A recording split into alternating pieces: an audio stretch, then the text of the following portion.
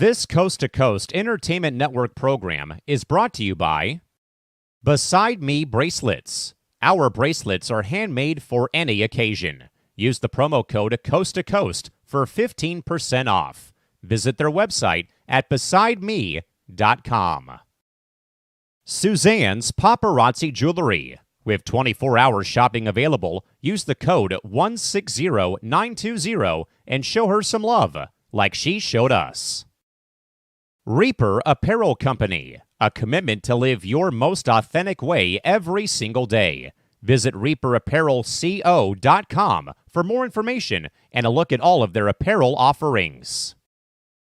And by Good Day Embroidery, your local source for custom embroidery, screen printing, and more. Log on to gooddayembroidery.com for more information.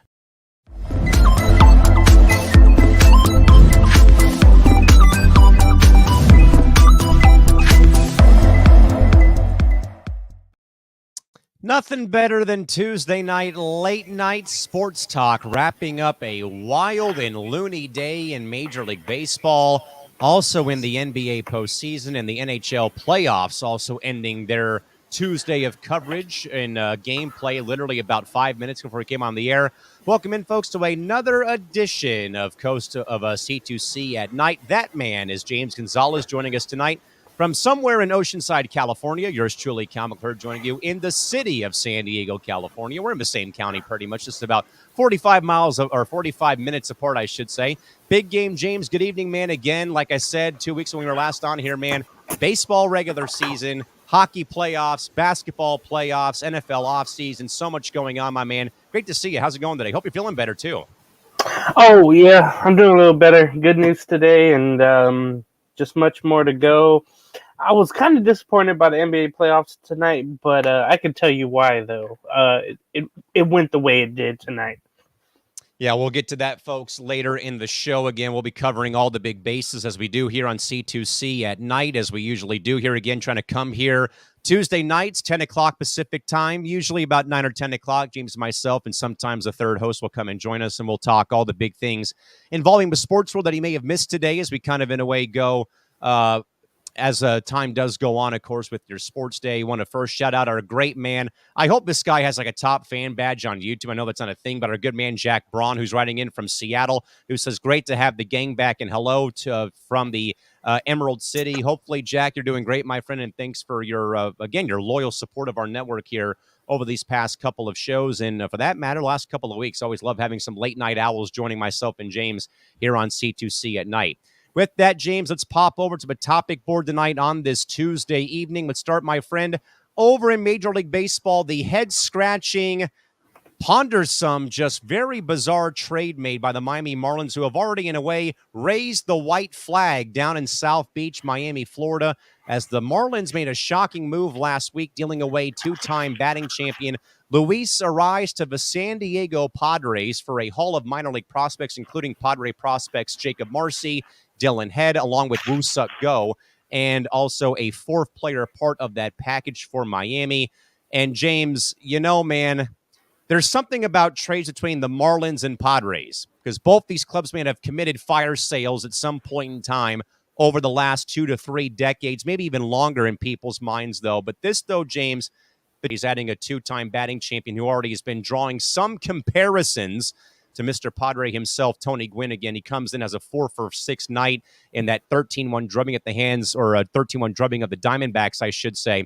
But also, though, James, while it's great for my ball club, this also, I think, though, James, is already the epitome already of white flag being raised. And per Peter Bendix, again, he kind of, in a way, had to face some scorn from the Miami media. After this trade was made, there was a very long, in-depth piece that the Miami Herald had written about this move.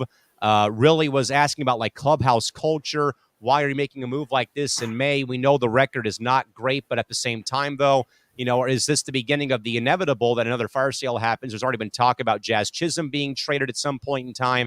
Maybe they shred away Tim Anderson's contract. But James, certainly this helps out my ball club, and for that matter, our National League ball club here between you and me here living in San Diego, that the Padres, I think, make the first big splash, obviously, of this. No surprise, though, James, that it's A.J. Preller, who I think probably is awake watching our show right now, probably, atmosphere, because this guy just does not seem to sleep. I think we may have watched Lee Hacksaw Hamilton on Monday on his podcast talk about how does this guy pull these trades off, and it actually helps the ball club in, James, a different way, though. We know about a rise on the field, though, but, James, how about the fact the Padres totally fleeced the Marlins by getting a rise, but also, James, more importantly, the Marlins are responsible for all but league minimum salary of Luis Ariza's contract in San Diego. So, James, your reaction, man, to the first bombshell trade of this year, and no surprise, right? It involves the San Diego Padres and A.J. Preller. Yeah, I had a friend tell me, what was it, on a Friday evening.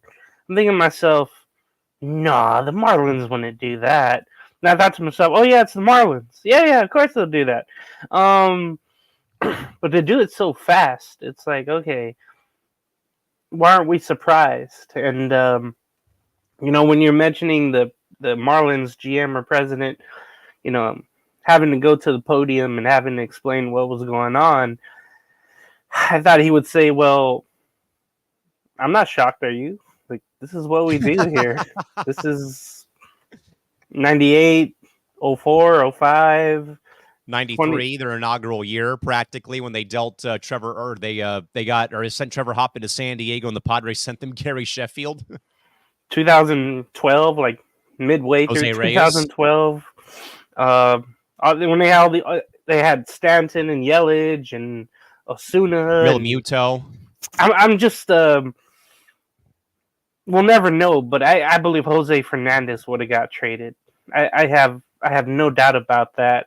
I know Hamilton was talking about that on Monday, but man, it's no surprise, and the fact that they got what they did is just embarrassing.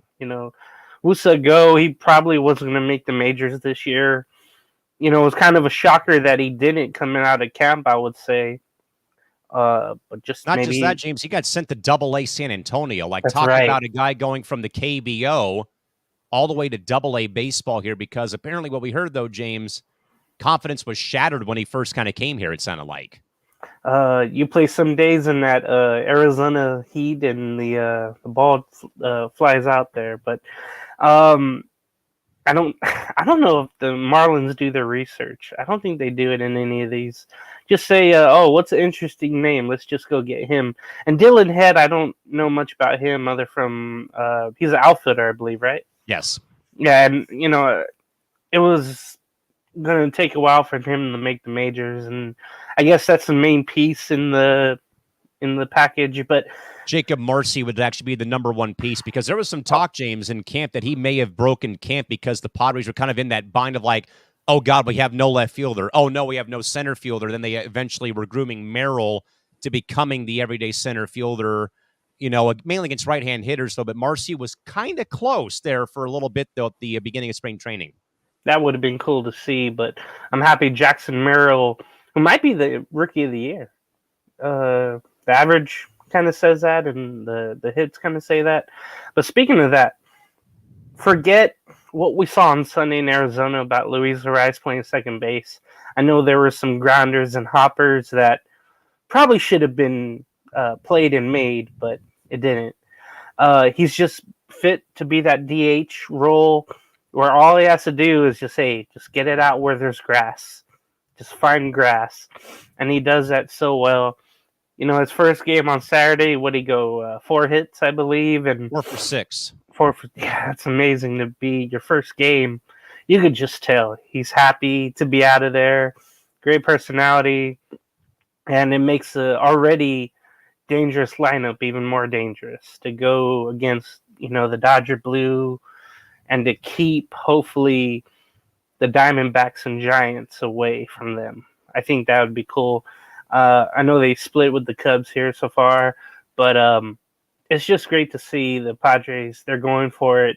It seems like we say that twice a year with the Padres. They keep making moves. It's like, okay, maybe they went, and got Cease, and maybe they had to give up a lot for that, but that's not a surprise. So it's great for the Padres, but again, the Marlins just Marlin, and it's just unfortunate if you're a fan out there. I know they have those $52 all-you-can-eat seats, but that's not even worth that. It's not even worth going. And I think more to come. Josh Bell's there. As you know, he was a Padre trade. 2 years I think ago. a couple years ago. So he'll be on the move. Maybe a reliever here and there. Trevor Rogers, Jesus Luzardo. Yeah, maybe AJ Puck. I don't know if he'll go, but I wouldn't be surprised. But man, it's just one team going one direction and the other one going down, and it's just it's good to see the Padres. And I don't want to mention Ariza's name with Tony Gwynn, but the way he hits is pretty close, and the way that he gets the ball out to the grass, uses a 5.5 hole or gets it in the center, he really hits a home run, but he doesn't need to. It's kind of a nice change of pace from someone hitting in the major leagues. So I'm gonna really enjoy that. When I go June 6th against Arizona, I cannot wait to see Luis Ariz in a Padre uniform hitting. I love that. James, I'll hold off on the Padres for a sec because Jack just brings up two perfect points about the Marlins. Jack first writes in, the Marlins continue to do stupid Marlins stuff. Such a fun young team that they had last year with Luzardo, Ariz, Jorge Soler, Cabrera, and more to make the playoffs, then tear it all down, SMH. And don't forget, though, the Marlins can Kim Ng, who was doing a great job because their idiot owner, Bruce Sherman, decided he needed to hire a baseball president of operations above her. It's just like, why? Then that, James, is my next point. If you're the Miami Marlins, what in the hell are you doing tearing down a roster that literally made the postseason for the first time in a full year since you won the World Series 20 years ago in 2003 and 2023? And I think Kim should have been like executive of the year. I think Skip Schumacher had been named like NL manager of the year. But like literally, a year later, what the hell is Bruce Sherman and Peter Bendix thinking is my main concern here. And I think, though, that Peter Bendix deserves to get all the blame in the world here for kind of, in a way, like losing faith in his ball club 4 days into the month of May in making this trade and then saying, yeah, more's to come. But you know what, James, though? Reading the commentary from the Miami Herald, though, on Yahoo on Saturday, I think, or even Sunday, maybe on Monday, it just brought back traumatizing flashbacks as a Padre fan to the post-98 Padres till about 2004 when they moved to Petco Park is, we're thinking about the future. This is all about the future. It's about Burrows and Peavy, Oliver Perez and Eric Sy and Eric Owens and, all these, budding young kids that lost like 100-plus games in their last couple of years at Qualcomm. And they had some spattering of veterans, though, like, an Al Martin from Milwaukee or, Cardinal retreads like Ron Gant and Ray Langford and Keith Lockhart from the Braves came in here. And, of course, Nevin and Klesko came here. Mark Loretta came here at one point in time. Wiki Gonzalez came here. But it just, though, reminded me, though, James, so much of like those post-98 Padres, like 99 through Tony's last season, 2002, 2003, the last year at Qualcomm, before they kind of ushered in that new chapter in 04 when they moved to Petco. So, James, aside from the Padres, I think Jack is so spot on, though, that if you're Bruce Sherman and if you're Peter Bendix, what in the living hell are you doing making this kind of trade already? They have so many pitching injuries as well. I think that's when that's even worse. That's really when they really gave up on the season, when you knew Sandy Alcantara is not coming back. Sixto Sanchez hasn't pitched a game until 20. He did recently, I think a couple of weeks ago. He finally had his first start since 2020, I believe. And he's come in really out of shape. He has a beer gut. And you just have guys that don't really fit, like Tim Anderson doesn't really fit. Jake Berger was only there because they added him late last year. And he's on his way out eventually. And you can tell he's frustrated being like the lone wolf in that lineup that has some type of power, along with Josh Bell. But it's just frustrating. It's like, why the hell is there a team there? We know about the stadium situation, how the people of Miami did not get to vote on it. The county did not get to vote on it. It was a deal done, behind closed doors with the Marlins and the county. It's just a waste of damn time for Florida baseball in general. I mean, the Rays are getting the stadium done. but it's in the same damn place. Nobody's still gonna go. Nobody goes to Marlins games. It's just the wrong part of town, and people only go when they have a winning team. It's always Met fans, Philly fans, Yankee fans, Atlanta fans that come down. But other than that, nobody else goes to any games. The whole organization is just brutal, and they just continue to embarrass themselves pretty much every year. I mean, it's going to be a hellish 3 to 4 years. After one playoff run, it's going to be back to square one. James, Jack also compares the trade made by the Marlins to what his Mariners have done, that we are similar. We are winning, and then Dipoto trades Kendall Graveman to the Astros, in-division rival, and also trades Paul Sewald to Arizona. And for some reason, Jerry has job security like he is Brian Sabian when he was with the Giants. James, what do you think? Fair comparison?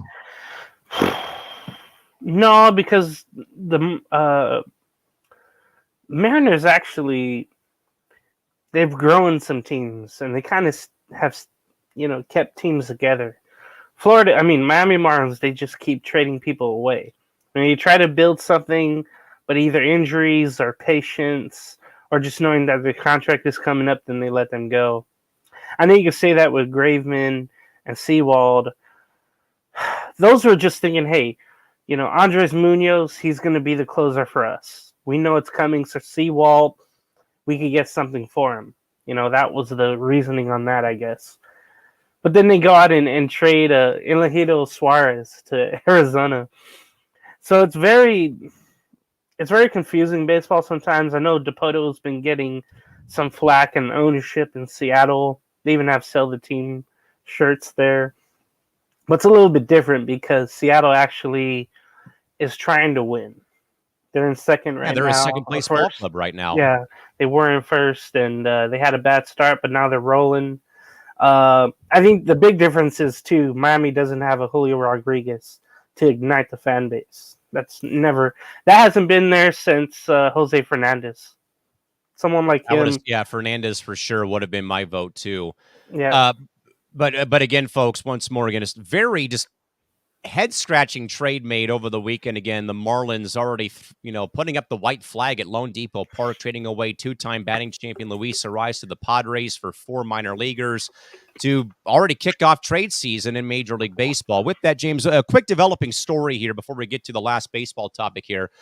We can report, by the way, that Cardinals catcher Wilson Contreras suffered a very gruesome and kind of scary fractured left arm today at the hands of a swing by J.D. Martinez. Now, it should be noted duly in the scorebook if you keep score at home like I do sometimes.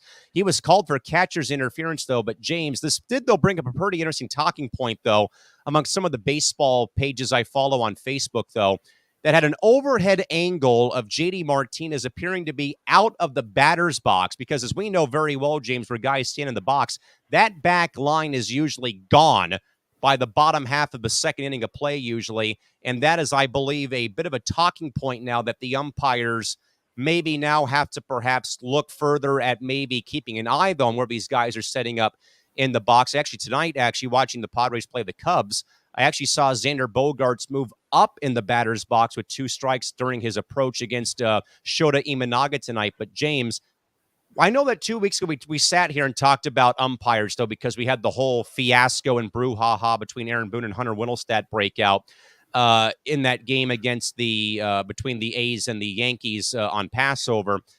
But, James, this injury, though, man, I think hopefully I would really hope, though, becomes a bit of a talking point here, because I think, James, that is probably the one rule I would say is probably the most abused rule every game and never gets called, though. But now I think with kind of there being the proverbial blood on the hands of Wilson Contreras, all-star catcher, fractured arm because of a swing by the batter, who maybe is right on the line or maybe is out of the batter's box in that back line. James, what do you think here, man, at this rate that there may become where this play becomes reviewable, perhaps, if more catchers start going down with injury? I don't think it's going to be reviewable. It's almost like when the pitcher has to keep that back foot on the rubber but they never do. It's always off of the rubber once they come to their stride. So it's almost like that too for pitchers. We've seen that dramatically, overtaken. I think Jordan Walden comes to mind. Carter Capps with the Marlins back in the day. Absolutely. It would clearly be off the rubber coming ready to come home with the pitch. But man, JD Martinez, the big fella, I've always noticed that with him. He's always way back there in the box. And the first thing you do if you go to a game ever and you happen to sit behind home plate, you look As and you and I see. like to do. You look and see if a batter comes up, rubs his feet in the dirt, gets it in there, and you could tell that line is gone by, I think, after the first inning. Sometimes, maybe after the second. I think there's coming to a point. You know how you have the grounds crew come out and smooth the infield dirt. You're gonna have to have the back line, Repainted. yeah, every 2 innings or something like that. That's only if the players have, a grief about that, but they're not going to because the hitters need that extra whatever feet in the box to see more of a breaking ball. Let's just say, And especially, though, too, James, I'd even say, though, with how more guys are throwing harder nowadays, again, facing Robert Suarez or Mason Miller throwing over 100, I think you want to be in the back of the box to have that, like, maybe extra second to be able to see the ball out of their hand. yeah. So I don't think it's going to change anything. Agreed. But I hope, though, the umpires already have so much on their plate, and some of it is self-forced. But hopefully they could be like, hey, you need to step in more, and that's going to just open up a Pandora's box. You're going to have arguments and maybe a ejection of some sort, and that's just going to open up a lot of things. But I don't think it's going to change anything. I do hope Contreras. I don't know if he'll be out for the season, but I know he was a trade candidate out of St. Louis, but I don't think he's going to be now. So again, folks, developing story here on C2C at night. Once more, Cardinals catcher Wilson Contreras hit by a swing by Mets DH JD Martinez, suffering a fractured arm, which maybe raises the alarm perhaps about batters being maybe out of the batter's box, per some reports gathered. Jack also writes in, yikes, that is awful for St. Louis as he was their best hitter. Jack also, James, as we move on to our last baseball topic, he says, hey, fellas, speaking of head-scratching trades and rumors, already talk of the Athletics trading away their potential all-star closer, Mason Miller, who was a rookie at the deadline. I could see that happening, and maybe does St. Louis sell? James, let's go first, though, to part A of his question. We talked about the Marlins, like, what the hell are you doing? I would even have to put the A's in that conversation. What in the hell are you doing even considering moving Mason Miller, who has been one of the only bright spots among this very clouded, torture chamber season from his franchise, who's on their way out to Sacramento to play in a AAA ballpark for 3 years coming up next season. You're literally like a game over 500. Now, yeah, you gave 11 runs today in the second inning to the Rangers, for God's sakes, and got blown out like 15-5 in a day game today and a doubleheader tomorrow for some weird reason with the scheduling. But really, though, Oakland would be stupid to trade away one of the only bright spots that the skeleton crew of fans have been seeing at the Coliseum this year or even watching on television. So, James, let's first go to that first point, though. Why is what I would ask here if I am a still somehow supporter of this franchise going to Sacramento next season. But if this really happens, just fold the franchise, for God's sakes. Jack sounds like someone we know. But I'll tell you what, with Mason Miller, I heard this rumor. Well, it wasn't a rumor really, but John Heyman came out and said it. Yeah. From where I thought I heard where it started, it was on a Sunday night. I was watching MLB Network 2 Sundays ago, and Matt Vasgersian and I think it was Carlos Pena at the time were doing that show, recapping all the games, and the A's just end up winning another series or whatever. And all of a sudden, there's a bottom line question like, hey, should the A's consider trading Mason Miller to get back something? And do you think the the Yankees would go after him. I'm thinking about, oh my God, that's such a, East Coast media, propaganda topic to put out there. Just ready for everybody, ready for Monday morning and MLB Central to be ready for. So I hope they're not considering doing this, because barring any, Tommy John surgery that he may need because of the speed that he throws, you have to keep this guy around. You can't trade him. I know they also have Zach Geloff and man, the guy who just came up, number 77. He hit a couple home runs the other night.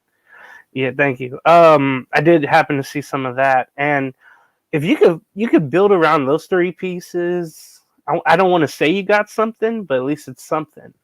And you need something when you're playing those seasons in Sacramento. But I hope it's not the case. But I wouldn't be surprised the way that the A's, trade players out, kind of like the Marlins. I just hope it doesn't happen, because they need pieces to build around later on for Vegas and to bring people to the ballpark in Sacramento. You got to keep them. There's just no doubt about it. Now, if there's a trade where it's like, hey, we'll give you 8 players for him, I guess you would have to do it, depending on who the 8 players are. But you would have to get someone who throws like Mason Miller speed. You have to have him somewhere included in that deal, So, but I would hold on to him for now, because he's all you got, and he is all what MLB is talking about when it comes to your team. So you got to keep him around. Yeah, I mean, you can't do this. If you're the Oakland, Sacramento, Las Vegas Athletics, whatever your city name is going to be, you absolutely cannot do this. As much as we're going to roast, our Kicking It co-host in the NHL segment here coming up in a little bit, I side with them. Like, you cannot do this. Like, you absolutely cannot do this. As James said, you can't keep trading players like they're trading cards.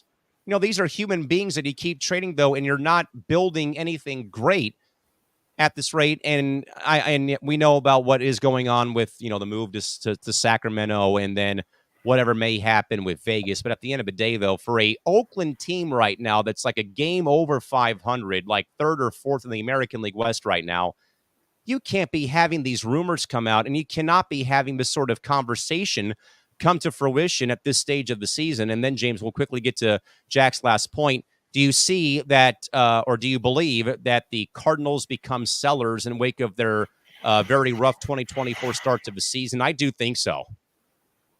They should. The thing is, for Arenado, supposedly you're not getting a leader, and they need a leader in that clubhouse, but he's not the guy. And you would think it'd be him or even Paul Goldschmidt. We remember, of course, I think in 2016 or 17, no, it was 2016, Matt Kemp got a fastball by whatever pitcher, and Matt Kemp hit it to the second level in left field at Petco. And you see Arenado yelling at Nick Hundley, yelling at anybody that would hear him. So he was yelling about throwing a fastball down the middle to Kemp. But you haven't seen that really from him as a Cardinal. And really been toned back. Yeah, and in spring training, something like really, really hit me, where he was saying, hey, we need to find a leader in this clubhouse. Like, dude, you're the oldest. Well, you're not the oldest, but you're one of the oldest on the team. You should be. And then Goldschmidt, he leads by example. He doesn't lead by his words of mouth, right? So I think this experiment is pretty much over with. It showed last year, and now maybe you can get something for him. I'm thinking of like Lester when they traded him to the A's, when I think the Cubs did. Maybe you can get something for him. But Arenado, I don't know if that's a contract you anybody wants. And remember too, the Rockies gave $50 million to the Cardinals. For Arenado, they did give up prospects who aren't even really doing anything for the Rockies. And there's not really any other pieces you can move there. Jordan Walker keeps getting sent up and down. The pitching staff is like they were really good back in like 2017, 18. Not really now. Um, but yeah, I guess you can try to get rid of whatever. I know they tried to as well on the deadline, but there were certain guys they couldn't. I know O'Neal they did in the offseason to Boston, and that has helped out Boston, but not really St. Louis. So if they did, they would have to do a better job with whoever they get back. But yeah, maybe it's because this isn't the Cardinal way. They got to somehow find it with some new blood in their minor league system. I know they do have some infield guys that have already come up and have done well, and maybe Jordan Walker can be better.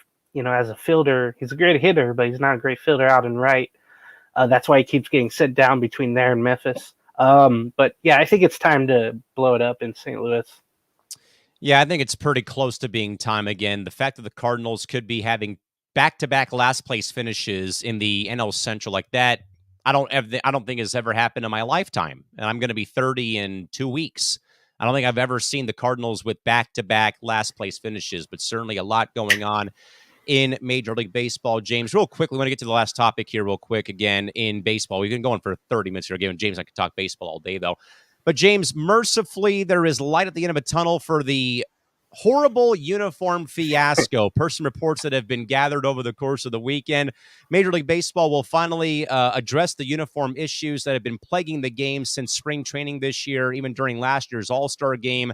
The issues could be worked out for the second half of this season and should be fully done by 2025. And all I have to say, James, is simple. Hallelujah. All they could have done was just bring back the ones they wore last year. That's all they really could have done. Yeah, bigger letters, more, less see-through. Let's just say that for the home and white and grays would be helpful. And no more mismatching gray color tones, too, on the road for teams. Yeah, I remember that was a problem in spring training. The Cardinals just said, "Hey, we had enough of our you-know-what showing. We're gonna wear the old pants, even if it looks odd at spring." So that was kind of the first protest against the new uniforms. I know the players liked it too in a way because it was lighter, but the appearance just didn't look well. There's a horrible picture of Alex Manoah making his first start in forever. I think it was they took the 9 and they flipped it for a 6. Like, are you freaking kidding me, people? Little things like that, and then also the fact that certain teams have yet to have their jersey sent to them yet. Like City the Connect Mariners is still not available for all the teams. And the Mariners don't have their cream Sunday uniforms. And then the cream on the Philadelphia uniforms are a different color than the old ones. It's not even cream. They look white. So a lot of things they've got wrong. I'm just happy next season, all they really have to do is just go back to the old ones. That's all they have to do. Or just, I don't know how, I think the regular stitching would be heavy on the new material, so I think that would be a problem. So they would just literally have to go back to the ones they had a couple of years ago. And when you have so many players that were not affiliated with Nike hating on them, I think that was a sign to say, hey, you got to go back, because there's enough trouble in the MLB already. This is just one more thing. Yeah, and James, not just that, though. I mean, I was watching the highlights of Mike Clevenger getting lit up like a Christmas tree versus the Rays on Monday. I couldn't see his name and number because of the sweat and perspiration that he already had. And we talked about that a little bit, I think, when the first news of the uniforms becoming a bit of a talking point came out, like at the end of spring training into the early part of a season. Yankee players, you can see the number on the back because they literally were absorbing the sweat like it was visible, to the public eye. So thankfully, mercifully, we'll have some of this uniform debacle hopefully figured out for Major League Baseball by the beginning of this half of the season, or second half of the season, and into 2025. With that, James, to the gridiron, off-season NFL workouts going on right now at this rate. Bengals quarterback Joe Burrow back at practice throwing some bombs after having wrist surgery over the course of the offseason. James, I do recall when we were on a different platform 4 years ago that I recall saying again, even though I'm a huge anti-NFL football fan, but again, I cater to a full audience for sports. when it comes to talking sports on this podcast and on podcasts in general, as I have for 15 years in the sports media industry, is that Joe Burrow, in my mind, 4 years ago, was on pace to be the most sacked quarterback in the NFL, and he ended up getting hurt because of his offensive line. He bounced back beautifully and got the club to the Super Bowl. But now, though, James, I do worry, though, that Joe having 2 major surgeries within the first 4 years of his career is a little wonky for a guy who I think want to see, see and do well, I should say, at this rate.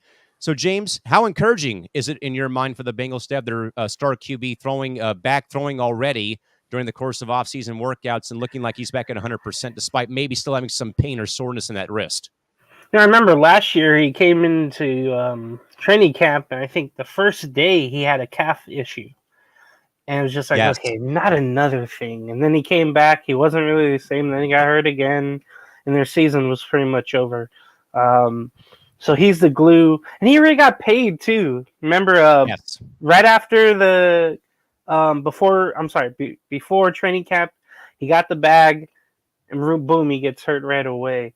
I hope it's not a lingering issue. I know someone's mentioning, the calf could lead to an Achilles issue. You just hope it's not the case. And the thing is, too, the Bengals, they hate giving out money. That's what's been shown with the Brown family. But they've done it with their offensive line. They've either drafted, they've traded, or they got some big money free agents to try to keep them upright. And still, nothing works. And then, too, look at the problems with the receivers. Boyd wants to go along with T. Higgins. So those are big issues there because eventually you're going to have to pay them. And then there's no Joe Mixon back there either. They just got some replacements for him. So there's a lot of change around him, but he's still the focal point of the team. But again, when he's not there, they're just not the Bengals. They're just not the same. And just it's all on him, really. That's all I really have to think of. And but it wouldn't hurt to keep him upright. That's the problem. Yeah, and that was the problem, and I think that's what my concern was during the 2020 year, his rookie season, is that, oh, God, he's a moving target. He's going to be, sacked like 70 times. I think he was on pace to be sacked 70-plus times in his rookie campaign until he had the ACL injury, which again kind of proved, though, that the Bengals get this guy some blocking and keep this guy upright. But now, though, James, like we said, though, again, I'm a little concerned, though, again, coming off the ACL, the calf issue could have been the Achilles. I even heard it could have been another ACL issue, but it wasn't. Now the wrist, though, again, 3 injuries stacking up, like 3 of the 4 years he's been in the league, man. There's been some injuries there, so hopefully the Bengals will do some more to keep him upright throughout the course of the season. And with that, James, quickly, and also in the NFL, how about some draft reaction, man? Great weekend or great weekend in general, I should say, for the league in Detroit. I think they had like 350,000 people attend the draft for all 3 days, I want to say. I think it's a new league record for attendance. The awkward intro between Eminem and Commissioner Goodell. Of course, Caleb Williams goes number 1 to Chicago. But James, maybe give us the one stunning move made throughout the course of the entire draft week. And I think I might know where you might be going here. Yeah.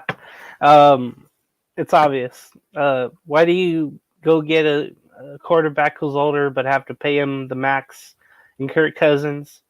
But then you go get Michael Penix Jr., the quarterback out of UW.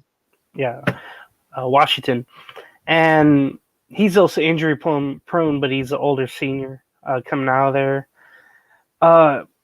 That one just didn't make sense. I thought, okay, the Falcons need maybe defensive line help or a DE, or someone just to anchor that defensive line, and they didn't get that in the first round at least. So that was really a surprise.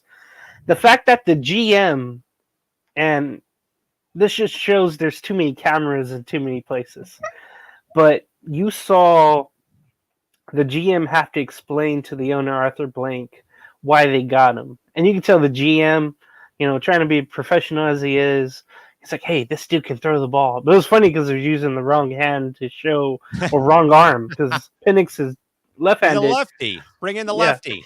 and he's telling the owner, man, he could flick it this way, he could flick it that way.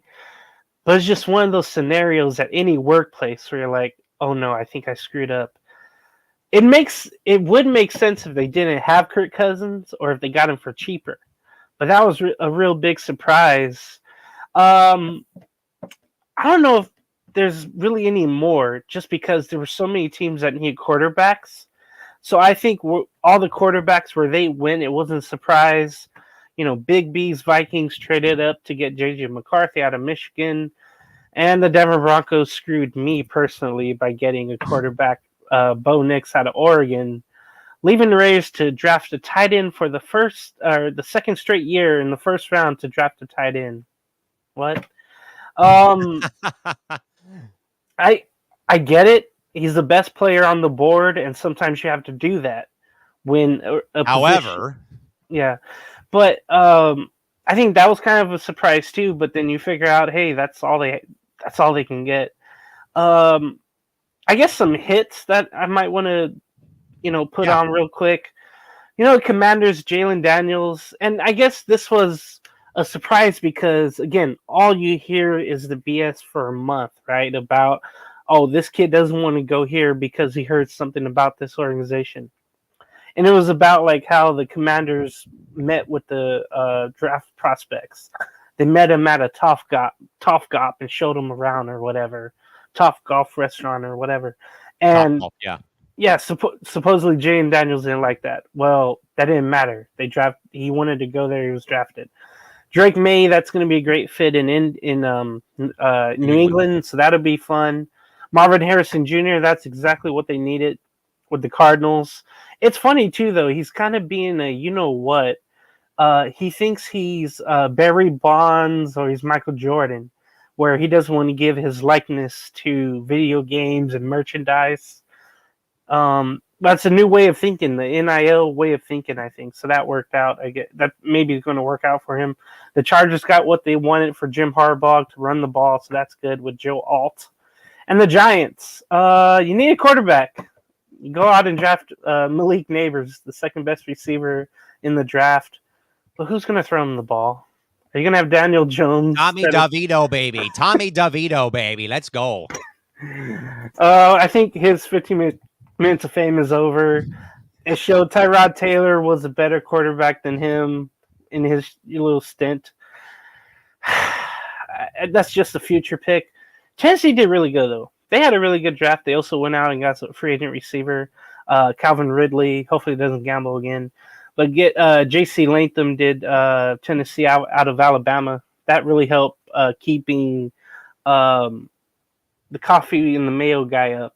I forget his name. Will Levis. Will Levis. Why do I not forget? The Jets. They got Fashanu, the old lineman from Penn State. That's going to help Aaron Rodgers if he doesn't hurt himself. Get what I did there? And the Rams. They got two teammates from Florida State on defense to make up for the Aaron Donald retirement. Now, there was news that Aaron Donald may want to come back if they're in playoff contention or if they make the playoffs. That would be something. But I think the Rams did very well in their draft. I really enjoyed watching that. The Eagles got a corner. They had to get younger there. The Jaguars have like 5 serviceable wide receivers, and that kind of doesn't make sense in a way. Detroit got the corner they wanted. I think Packer fans are kind of questioning another offensive tackle move, but I think without Bedakari there, without him, they needed, I guess, a move there. Kansas City, I'll mention this just last. Xavier Worthy, the wide receiver picked 28th overall from Texas. He hasn't had a good OTA so far. He's been dropping passes. And it comes on the news of Rashid Rice having another disturbance where there might be police action involved, this time at a nightclub. Remember, though, I think, a month ago or so, he had a hit and run and was the driver of the Lamborghini that he somehow rented. I don't know if we'll see him half of the games this year. I'm guessing he'll be suspended. But there was all sorts of drama just in the first round with trades, again, with Minnesota doing what they did. Um, Man, I really want the Raiders to get a quarterback, but we're going to go with Gardner Minshew, Uncle Rico, and a new number of Aiden O'Connell, and I don't know how that's going to work, but and one more thing, I want to mention Carolina. I didn't think they were going to have a first round pick, but they traded late to get in there for the last pick of the first round. They got a receiver. The only thing is, Bryce Young is going to have to play better, so. There was a lot for an NFL fan. I know some running backs were picked up in the second or the third day, I should say, or second day. But obviously, there were some winners. I think the Colts were winners. The Vikings, they've had a great off season with some great defensive moves. The Raiders had an okay draft. Broncos did as well. But all in all, this was a draft all about the quarterbacks. Last year we thought, man, the spotlight's on the rookie quarterbacks. This year, I think it's even more because of Caleb Williams. Seems like Bear Nation loves him now, but we'll see when he hits the field if they love him. Yeah, that's my main concern with Chicago. I mean, I love about Williams was a foregone conclusion though, but them then snagging Rome Odunze to kind of add to the artillery in the wide receiver core again. Keenan Allen, journeyman with the Chargers, along with DJ Moore. Now Odunze comes into the fray. But James, I'm with you. I think anyone who is a football fan, myself excluded though, but even myself, I was even reading through like what in the world are the Falcons like in a way. Marlins and Falcons, what the hell are you doing? Like, literally, you're going to be paying Kirk Cousins, a boatload of cachet to be your quarterback in Atlanta, yet you practically go out and draft his replacement, practically, it seems like, at this rate, in Michael Penix. Again, Penix, I think, though, was a great story last year in college football. Him battling all the adversity of the injuries and transferring to different programs and leading Washington to a appearance in the title game last year before they got boat raced by Michigan. But still, I think any sports fan out there is watching that like, what in the world is, are the Falcons thinking, though? And I think, James, I agree with you. I agree with you as well, though, about Minnesota grabbing J.J. McCarthy to fill that void now all of a sudden for Kirk Cousins, too. Yeah. But it's just funny, though, because J.J. McCarthy was slated to be a fourth rounder.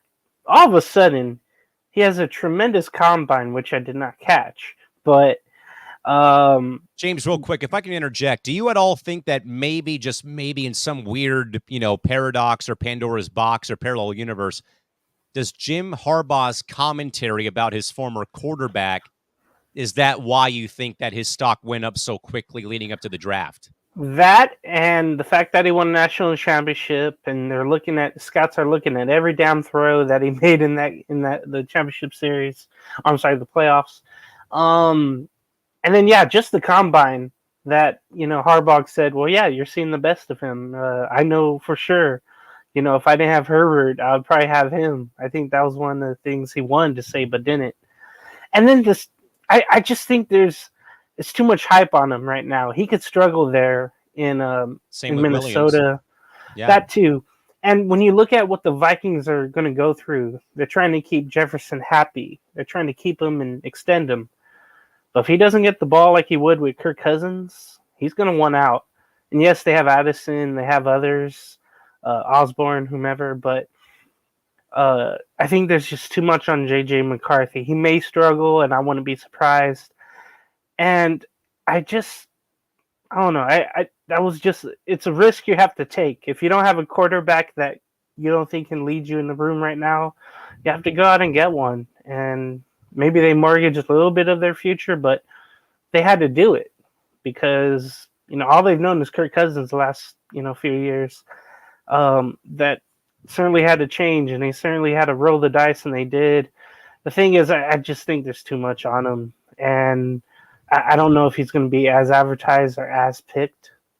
That was just shocking how the hell you went from fourth round to first round in a couple of months. I mean, people are looking at him throwing without pads or whatever at the combine, and it just didn't make sense to me. But they had to make that move because they have to keep JJ happy. That's the first thing. Definitely, for sure. Again, the NFL draft wrapping up, getting a little bit of some thoughts off of our chest for the NFL draft. Mainly James more than myself, as you folks know with that. With that in mind, James, over to the hardwood, the NBA playoffs soldier on into round 2 of the semifinals. James, holy cow, man, the defending champs are reeling and on the ropes. The Wolves have snatched 2 games in Denver. Boston creams Cleveland in game 1. The Thunder pull away from Dallas. In a rivalry reborn, the Pacers and Knicks came down to the wire on Monday night. James, I want to first start, though, with Minnesota-Denver. You know, this is probably the series that I've been watching the most, though, to see how the defending champs would stack up versus a in-division rival or opponent in the Wolves, though, and how this young, energetic Minnesota team led by a right now even injured head coach in Chris Finch, who hurt his knee in the clinching game over Phoenix. And here they've done, and all they've done, James, the Wolves, they've won 6 straight playoff games to kick off their first trip to the postseason with this core in place, though. And I think, man, Anthony Edwards, I really wish, James, that the NBA did their MVP like the NHL, where it's the whole playoffs. And if that was the case, I would be voting right now for Anthony Edwards for the entire playoff MVP. Wolves up 2-0 on Denver. James, what do you got to say, man, about these very fun Wolves, man? I mean, these guys are fun to watch. I have a new favorite player, and he's just like a young Michael Jordan. That's Anthony Edwards. I concur. I never thought there was going to be another one. Every time I see this guy, every time I see him mic'd up and hear him, I just smile. I have bright lights in my face, and that don't even make sense. I love watching this dude play, man. I love how he rallies the crowd at home. He shuts down the crowd on the road. As a kid say, he's about that life. He'll dunk on anyone. He'll, juke people around and make them fall, like you saw Reggie Jackson yesterday. He's just amazing to me. He has no fear going baseline. Every year he has a poster. He has a poster dunk on somebody. It's amazing to see. And I'm just happy for him. And in a sense, too, I'm happy for Chris Finch. I'm happy for the Timberwolves organization who made that trade, of getting Gobert and everybody questioning it. Everybody's going small in the league. What the hell are you doing? Why are you playing 2 7-footers or close to 7 feet? Cat's almost 7 foot. Why are you playing 2 7-footers? Now you're seeing teams being exposed because of the 2 in there. Now, I know Gobert wasn't there because he had his firstborn baby, and congratulations to him. Congrats to the family. They didn't need him. They didn't need him. Like, wait, wait for them to come home and rejoin the team. Somehow they play better without Gobert. I mean, they shut down that Nuggets team. You can throw DeAndre Jordan out there for like 10 minutes, but I don't think that's going to matter because he brings nothing offensively. You have Aaron Gordon trying to contest Cat, and then you have when he's not in there, you have Michael Porter Jr. Trying to guard Anthony Edwards, or KCP trying to guard Anthony Edwards, and that's lunch meat to Anthony Edwards. He's amazing. I just love seeing him play. I can't wait for tomorrow. But yeah, it just seems like that series, a lot of people are counting it over. Again, I want to think that Denver, they have that wherewithal, but it feels like when they lost 1 or 2 bench pieces in the offseason that, hey, maybe that's really important. Maybe we should pay attention in that, with Bruce Brown going wherever he did. I think he ended up on the Raptors, but we'll see tomorrow. If they win, it's over. If you go 3-0, especially going, at home and you're feeling good, there's going to be a sweep. You could just feel it. It just seems like something's missing with Denver. Maybe they're one-year wonders. Who knows? And Callan, damn it, I hate to admit when I was wrong, but when we were talking so many weeks ago about, are you more intrigued about the teams at the top of the NBA Western Conference in the NBA? Mm-hmm. Are you intrigued by the play-in teams? I'm like, yeah, but don't give those old guys or those teams who won. Don't forget about them. Well, guess what? The young teams are making you forget about them. And the Timberwolves are everything you want a playoff team to be. They have the swag, but they also break you down Defensively, I think they play the best defense in the NBA, and then they hurt you with the 3-pointers. Almost like the New York Knicks in a way. It would be cool if Minnesota and New York, the Tom Thibodeau series. I think that would be cool if that ever happened. Yeah, I mean, James, look, and I mean, we talked about that though at length though on Coast to Coast at night a while back about, I was more on the side as you had kind of mentioned, I'm all in with like Minnesota and Denver and Oklahoma City, rightfully so. You're like, yeah, but I still don't want to count out like Curry and Clay and LeBron and AD, and it's not like, I told you so. Just more along the lines of, I think, though, that it's really showing right now that both Minnesota and even Oklahoma City, man. I mean, I was watching that OKC Dallas game, the Thunder winning at Paycom Center, man. You want to talk about home court advantage? How about those fans at Paycom going one section blue, I one love that. section white, and it looks like a college football or college basketball game, and how that crowd, man, was just in it from the get-go. And they really, took it to a very good Dallas ball club tonight at this rate. So, James, how about OKC? I mean, I'm out here watching Chet Holmgren hitting threes, for God's sakes, on Tuesday night at Paycom. I think you were kind of first hand noticing that when he played college, watching the Toreros try to stop him. And he had that one game where he just went off at the Slim Jim. So we've seen that, from the college days. To me, he's like Kevin Durant, but different skin color. He just reminds me of him so much. It's just fitting that he's in Oklahoma City. They had crowds like that before. I remember, when they were really good. Then with Russell Westbrook by himself, the fan base was still there. I still want the Sonics back, but that's going to be... absolutely. This generation, though, of Thunder players literally has nothing to do with them. They're just there. This is all Oklahoma City basketball now. Like, There's no ties now to Seattle. Like, this is something you can root for, I guess, without judgment. But I just love watching them play too. I've been brought to the light by these two teams. Now, the only thing I want to say about Dallas, and maybe you could say this about Cleveland, is that they had to play longer series than Bingo. Oklahoma City and Boston. Remember, both swept their series, I want to say. Minnesota swept too. Right. No, I mean, Boston, they took Miami to 5, or they took themselves to 5. Gentleman's sweep. Yeah, but no matter what, they were still probably tired in those two series. Almost every game was close, other from one in that Clipper series with Dallas. But Cleveland had to go full 7 with Orlando. That series got fun after the 4th game. And credit to Orlando. They're one of those young teams that we all thought would make a move this year, just like Minnesota and OKC. They've been fun to watch this year as well. So it's just domination so far.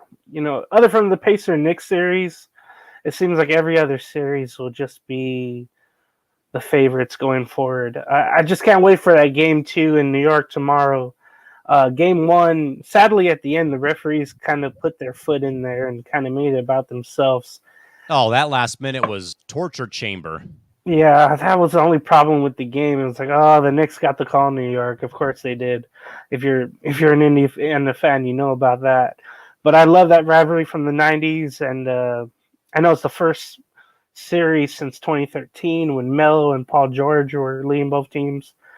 But I love that series, I think, the most out of all of it, because that's probably going to be the closest out of all of them. But I'm hoping to see for those teams that, lost bad, I'm hoping they come back like Cleveland. But I think the talent disparity is just way favored for Boston. I think when you have Porzingis, when you have Holiday, and you're not even talking about Brown and Tatum, and then Derek White all postseason has been amazing so far. I mean, this guy has taken it to every team that he's played so far. One more note about Oklahoma City.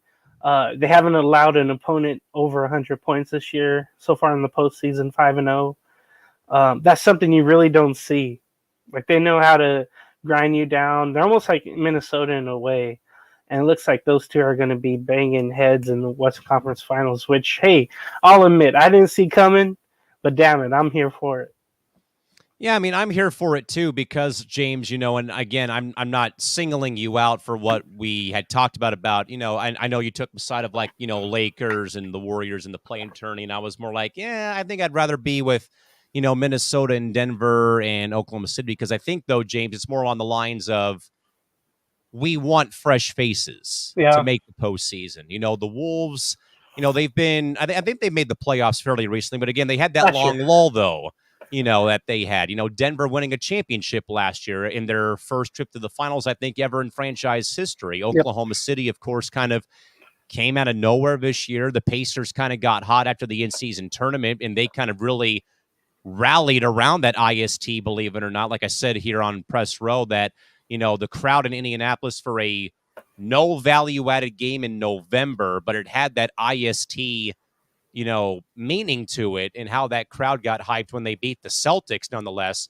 And that game was huge. And of course, come on, Reggie Miller's going to be there calling game 2, probably getting booed out of the building. And hopefully he does this again if the Pacers win. But also, though, James, no surprise, though, like you said, though, about the Pacers and Knicks, though. And also, James, should mention the leagues did say in the last 2-minute report there should have been a kicked ball. Those 2-minute reports do more harm than good. And there's no really, discipline toward the referee. There might be like, hey, you're not doing this big of a postseason game in the future until your, calls are better. Hopefully we see that in the MLB, but hopefully NFL.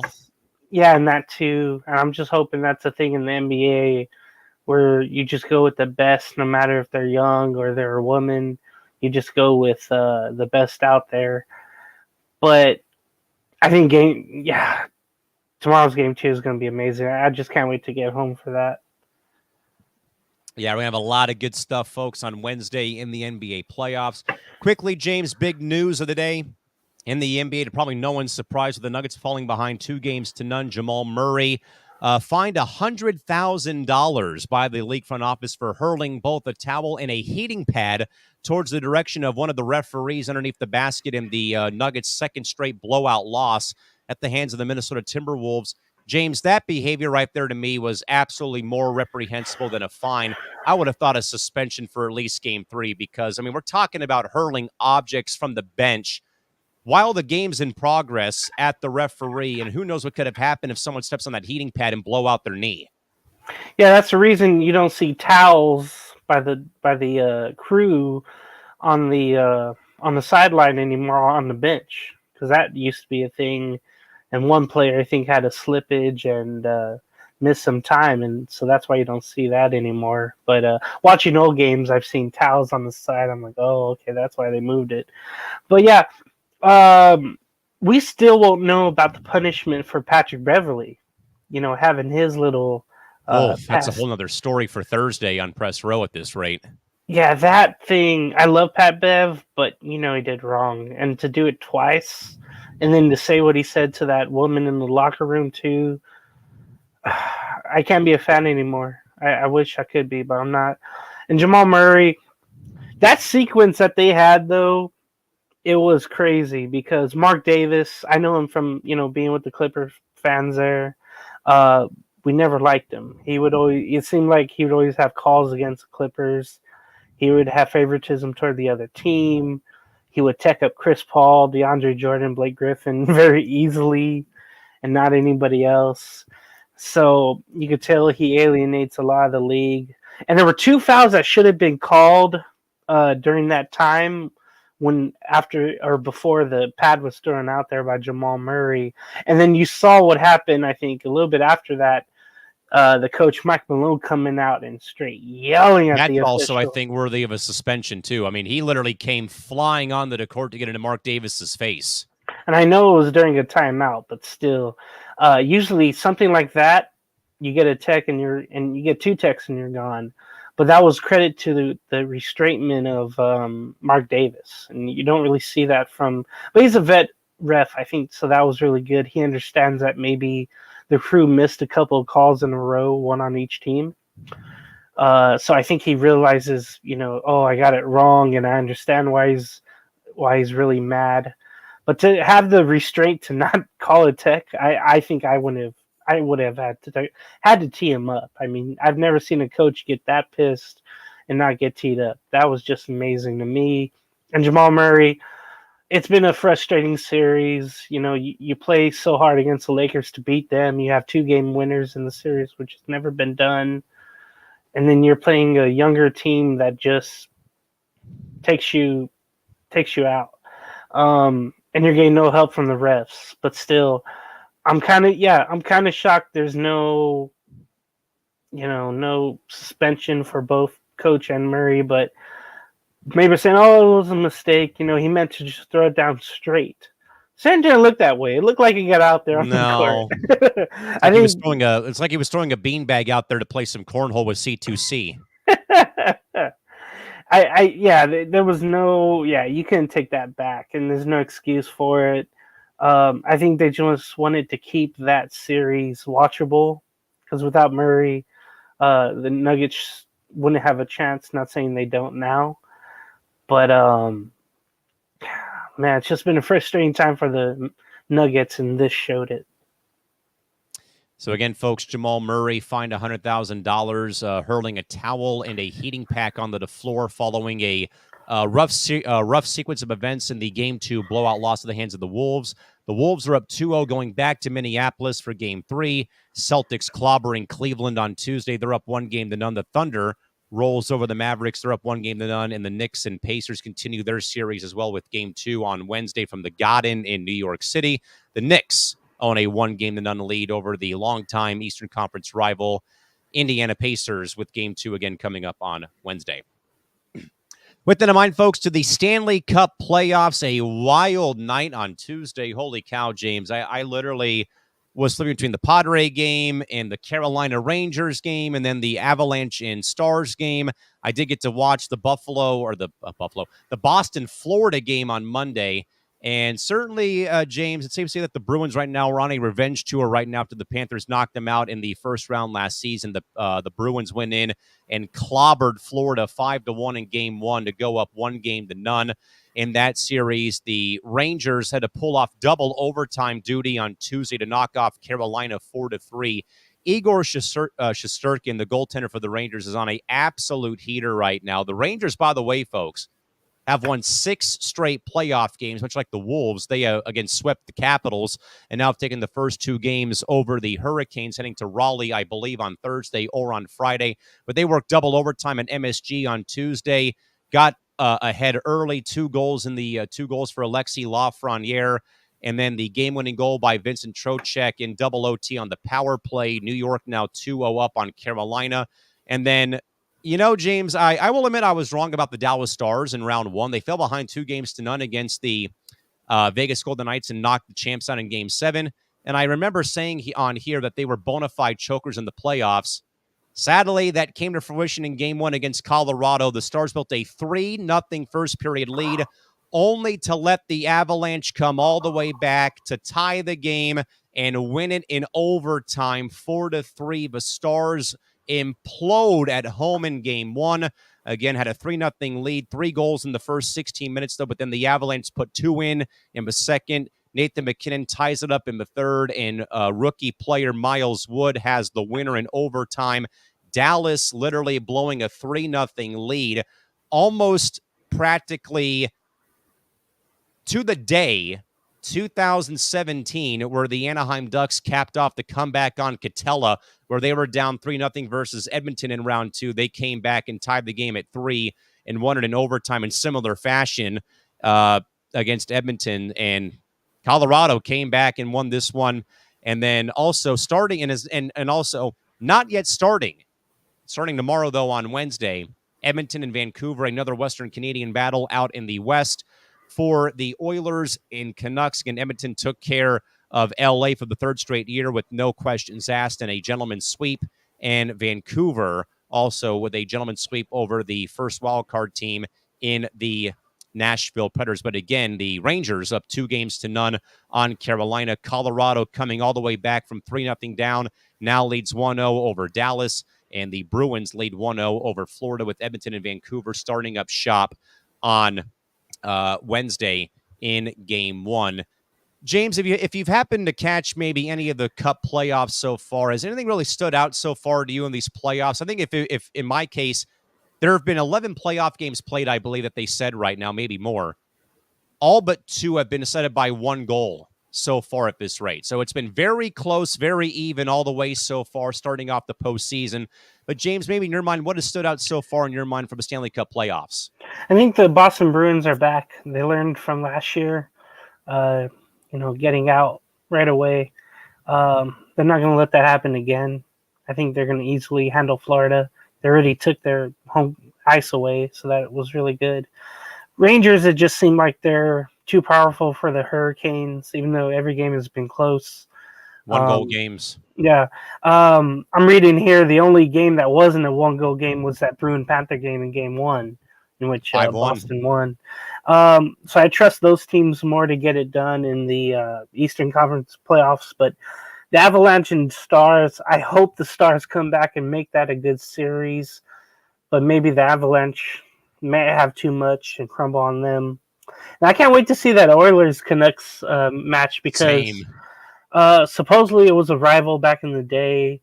And then the Oilers, I know they got rid of the head coach after it seemed like nobody was responding to him. And then they've been rallied ever since. I mean, people had them, well, maybe they can make a run to make the playoffs, but they probably won't. But their leader and their team has made that happen. So I want to see if their run continues. And if we know anything about Vancouver, they love to choke away series. So I'm thinking Edmonton gets that, but I'll definitely tune into some of that. It just sucks though because a lot of the NHL games are at the same time as the NBA games. Right. So I try to go back and forth. It's a time where I wish I had 2 televisions, but I don't. But I try to go back and forth, and tomorrow I think will be one of those days because the Angels play in the morning. The Padres, I think, do as well in the afternoon. Yes. So I don't have to worry about baseball in the way, so I can definitely go back and forth. I'm going to make sure I do that because I do want to see if the Bruins continue their power surge. So the postseason's always fun, the Stanley Cup playoffs. It's always a good thing. James, before we get to the last hockey topic here, again, just want to reiterate once more again, folks, the current series right now. The Rangers went up 2-0 over Carolina. They won in double overtime. Vincent Trocheck game-winning goal on the power play. The Rangers winning 4-3. And Igor Shesterkin has given up 3 goals or fewer, basically like every game so far. He's been an absolute heater so far. Again, the Avalanche out west somehow came back being down 3-0 after the first period, rallied all the way back, won the game in OT, and then the Bruins clobbered Florida 5-1 in their first game of the series. And again, the Oilers will open up with Vancouver, their series on Wednesday, I believe, in Vancouver. They are the division champs, so it'll be in Vancouver for games 1 and 2 at this rate. And mainly, James, before we get to the draft lottery topic here real quick, is I know that we talk a lot, James, or you hear a lot of stories about players who pay the price physically to try to win the Stanley Cup. There was a great article put out by Ryan S. Clark of ESPN.com because I know that this was talked about a little bit. I brought this up last show we were here on 2 weeks ago about the Vegas Golden Knights. Again, defending Cup champs entering this season, they were bumped up by Dallas in a Game 7 loss. They became the 4th team in the past roughly 20 or 30 years to be the defending champs and lose in the first round after going up 2-0. But what people didn't see behind the scenes, though, and throughout the course of the year, is how beat up, banged up, chewed out, and spit out this Vegas team was, though. Ryan S. Clark wrote in his article, James, Vegas had 9 different players undergo surgery of some type, and 9 of those players missed at least 20 games or more, including, of course, Mark Stone, the team captain, who, as we know, played through a broken wrist last season in the Cup final and had a hat trick in the clinching game over Florida. And not just that, Mark Stone also had the Chris Sims ruptured spleen injury. Guys had back problems that had to have surgery. Guys had this, guys had that. There was also a report that came out, I believe, from Bleacher Report that William Nylander of the Maple Leafs was playing the last 2 games versus Boston, James, having side effects of double vision. I mean, this just shows you, man, like what these guys put themselves through to win it all for win the Stanley Cup at this rate, man. And I'll tell you what, reading the story though about Vegas was like a real eye opener, because I know a lot of people here piled on Vegas about abusing LTIR. That article right there should probably tell you think otherwise about that. I'm always intrigued and just blown away by certain injuries hockey players have, and they're always well known after the fact, after series. Wasn't there, I forget what club he played for, but there was a guy that had to lay down on his back, and they literally put all the equipment on him, and he went out and that was Matthew Tkachuk of the Panthers last season. He literally was playing through broken ribs and a broken sternum last year. Like, he literally broke his upper body practically just for a shot to win the Stanley Cup. That is just ridiculous. I'm always amazed by these certain injuries coming out. Like, you hear that sometimes in the NFL, but everybody has one of those injury reports for other sports, so you know when a person is hurt. But the NHL, it just seems like, oh, he has this? Doesn't matter. He's going to be out there. Oh, he can't breathe out of one leg? Oh, that don't matter. He'll be out there. It's amazing just to see how much hockey players are more just more braver, I think, than any other sport. It's amazing to see that. And just think about it. They have to keep balance on skates while they're going through all this pain, and that's just amazing to me. Every year I get blown away by that in the playoffs. Absolute courage. Yeah, and not just that, James. John Madden, not your longtime Raider coach, but John Madden, who played for the Devils, actually told Doc Emmerich after they beat the Mighty Ducks in 2003 in that epic 7-game series where the home team won every game, he told Doc he did not feel like the first day he could wake up out of bed without any pain anywhere was, I believe he said, mid-July. Like a month had to pass before he could even get out of bed without feeling like my back hurts, my feet hurt, my knees hurt, this hurts, that hurts, and stuff like that. And I even also, James, now I've noticed there's been a bit of a trend too, where at the end of a season, if a team doesn't make the playoffs, you'll actually announce injuries at the end of the season. I'm like, these guys are playing through like sprained shoulder joints, sprained MCLs, like broken ankles, broken wrists, broken fingers, double vision, for God's sakes. And certainly that's why they call the Stanley Cup the hardest trophy to win. Come at me if you want to. With that in mind, though, James, of course, the big story, though, too, in the NHL today. On this Tuesday was the draft lottery was held earlier in the day before the games did begin between the Canes and Rangers, and, of course, the Avs and Stars as well. The San Jose Sharks, who had a very disastrous season, who went 19-54-9 and had the worst record in the entire league, nabbed the first overall pick and will be having having their first overall pick at number 1 overall in club history, followed by the Chicago Blackhawks and the Anaheim Ducks to round out the top 3 selections. Should be noted, by the way, that the former Arizona Coyotes, now the unnamed Utah franchise, are going to pick 6th.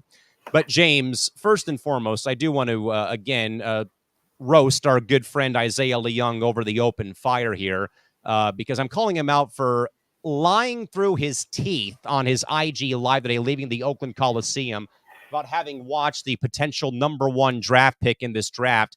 That would be 17-year-old Boston University sensation. That is Macklin Celebrini, whose dad happens to be the trainer for the Golden State Warriors. Isaiah did not watch 1 second of him in college, so don't believe what you hear from him when it comes to hockey, because we've told him plenty of times to stop talking about the sport. But, James, I did tell Isaiah, though, today, I got concerned because the lottery always seems, as you know probably, James, we have heard the stories about the frozen envelope for the Knicks with Patrick Ewing. There has been, talks about the Pittsburgh Penguins winning the Crosby draft lottery over the Mighty Ducks because the team was bankrupt and about to leave Pittsburgh, and it was a saving grace to keep the Penguins in town. And, of course, last year had some tomfoolery because of how ESPN botched it in a way with Kevin Weeks kind of fumbling and dropping the ball when it came to the last 3 picks. You're supposed to go to commercial break and not announce those 3 picks. He spilt the beans that it was going to be Columbus picking third.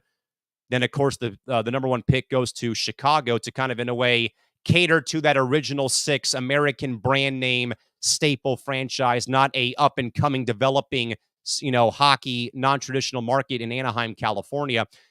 And I even told Isaiah James today, I got concerned when I saw that it was the Ducks at 3, but I'm like, oh, great. Is it going to happen again where, the Ducks get overlooked?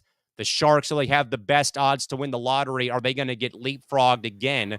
Or, is a team in a non-traditional market going to be leapt over by this incompetent, in people's minds, incompetent front office to cater to Chicago, New York, Pittsburgh, Boston, Toronto, some big name, NHL media market. And thankfully, James, it didn't happen. But there has been at least, though, James, 3 lotteries, maybe 2 more so recently in the past, I'd say 4 years, that were a little bit kind of fishy in people's minds. Of course, last year was marred, of course, by the Blackhawks, who were caught up in major controversy dating back to their 2010 Cup final run and victory over Philadelphia, where there was some sexual assault that was not brought forth by the video coach at the time to Joel Quenneville and the team ownership. A lot of house was cleaned out by the Blackhawks, and kind of in a way people thought, why are you rewarding a team who covered up sexual assault with the number 1 overall pick to get Connor Bedard last year and not give it to the Ducks or, some other team who could use the help?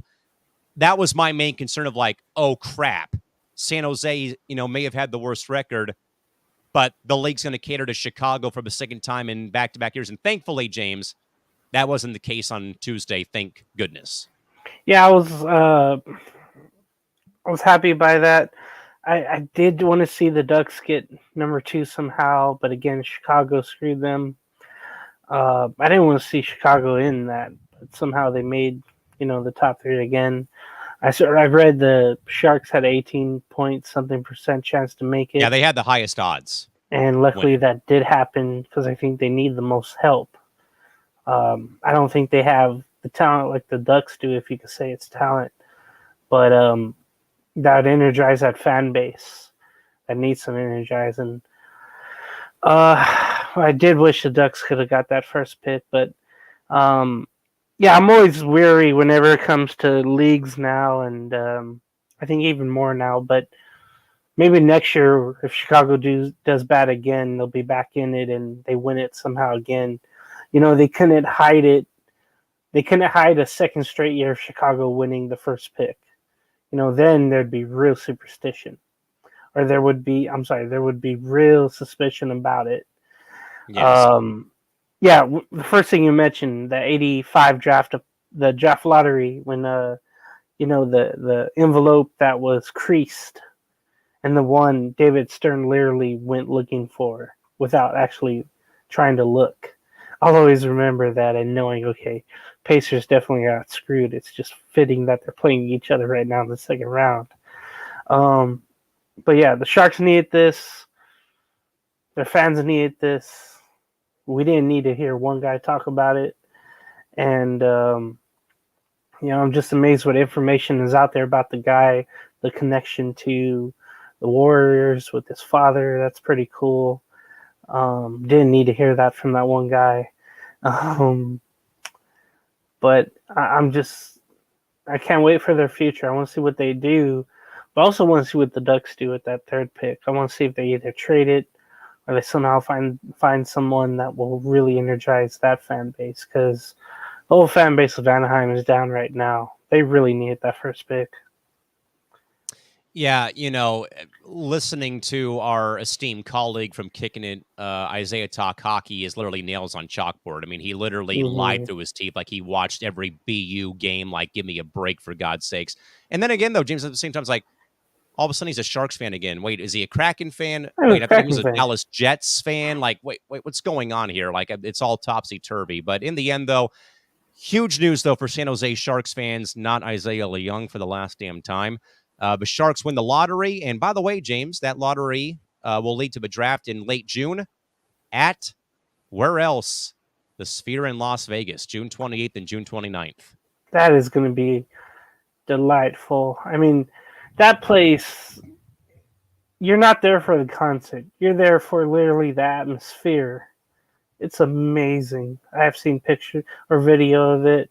It's pretty distracting if you're there just for the concert. And again, to reiterate once more, the Arizona Coyotes, who are now the unnamed Utah hockey team, they had the 6th pick in the first round of the draft. And also, real quick, folks, and one more quick development about that. Per report I read today on Front Office Sports, we'll have more about this maybe on Thursday on Press Row. There is a report right now that the Utah NHL team will have no nickname this season. They will literally be like the Washington football team, be just the Utah hockey team for the 24-25 season. To I would assume, James, to probably, I think, kind of not quite move on from the Coyote branding and stuff yet, but maybe I think to really, I think, make sure that this name, logo, and stuff is actually a good fit, I would say, for the 25-26 season. So they're going to be nameless for the whole year. You know, like you mentioned, we saw that before. Didn't really care for it because it just didn't seem right. But it's the safest plan, I guess, right now. It's always odd to see when, teams have new jerseys, but they're playing in the old stadium. I can think of the Arizona Cardinals. The last year they played at Sun Devil Stadium, they had the new jerseys before they moved into Glendale's stadium. So that just seemed awkward to me when I see that. The Lakers played some preseason games at the Forum with their new uniforms on at the time in 1999. So that looked awkward. I'm still dumbfounded by some of the names. I know you mentioned some of them, and I just hope they have one that goes good with the area. And again, that team is going to be just the Utah hockey team for the 24-25 season, and they will have a official name for the 25-26 season. We'll have more about that, folks, on Press Row on Thursday. With that, James, to the women's side of things, with the WNBA, the season tips off in about a week, roughly, on May 14th. Tough news, real quick, for the Chicago Sky. Camila Cardoso, their second first-round pick made in the draft, will be out for about 4 to 6 weeks with a shoulder injury. But more importantly, though, James, you want to talk about a loony story that broke, though, in the WNBA during the preseason. Angel Reese and Camilla's debut with the Sky was not even shown on television in any fashion. So a fan, to their credit, broke out their phone and live streamed Angel Reese and Camila Cardoso's official debut with the Chicago Sky in their preseason opener.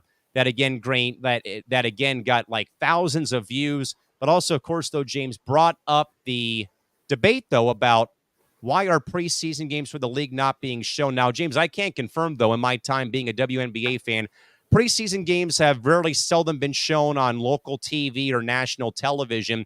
But I know, though, that there's a pocket out there, and I would definitely agree, though, saying, okay, let's cater to the number one overall pick, and let's put these two other stars in the rearview mirror and not show them in some capacity playing a game, though. But shout out to the fan, though. But James, I do believe, though, I did read a report that the league did come out and did say that the rest of the games would be for free on the WNBA League Pass app, via the WNBA app, or via any of the networks, though. But James, I think, though, that we're kind of at the rate, though, James, where the league kind of has to look in the mirror and say, stop looking at yourself like you're an afterthought.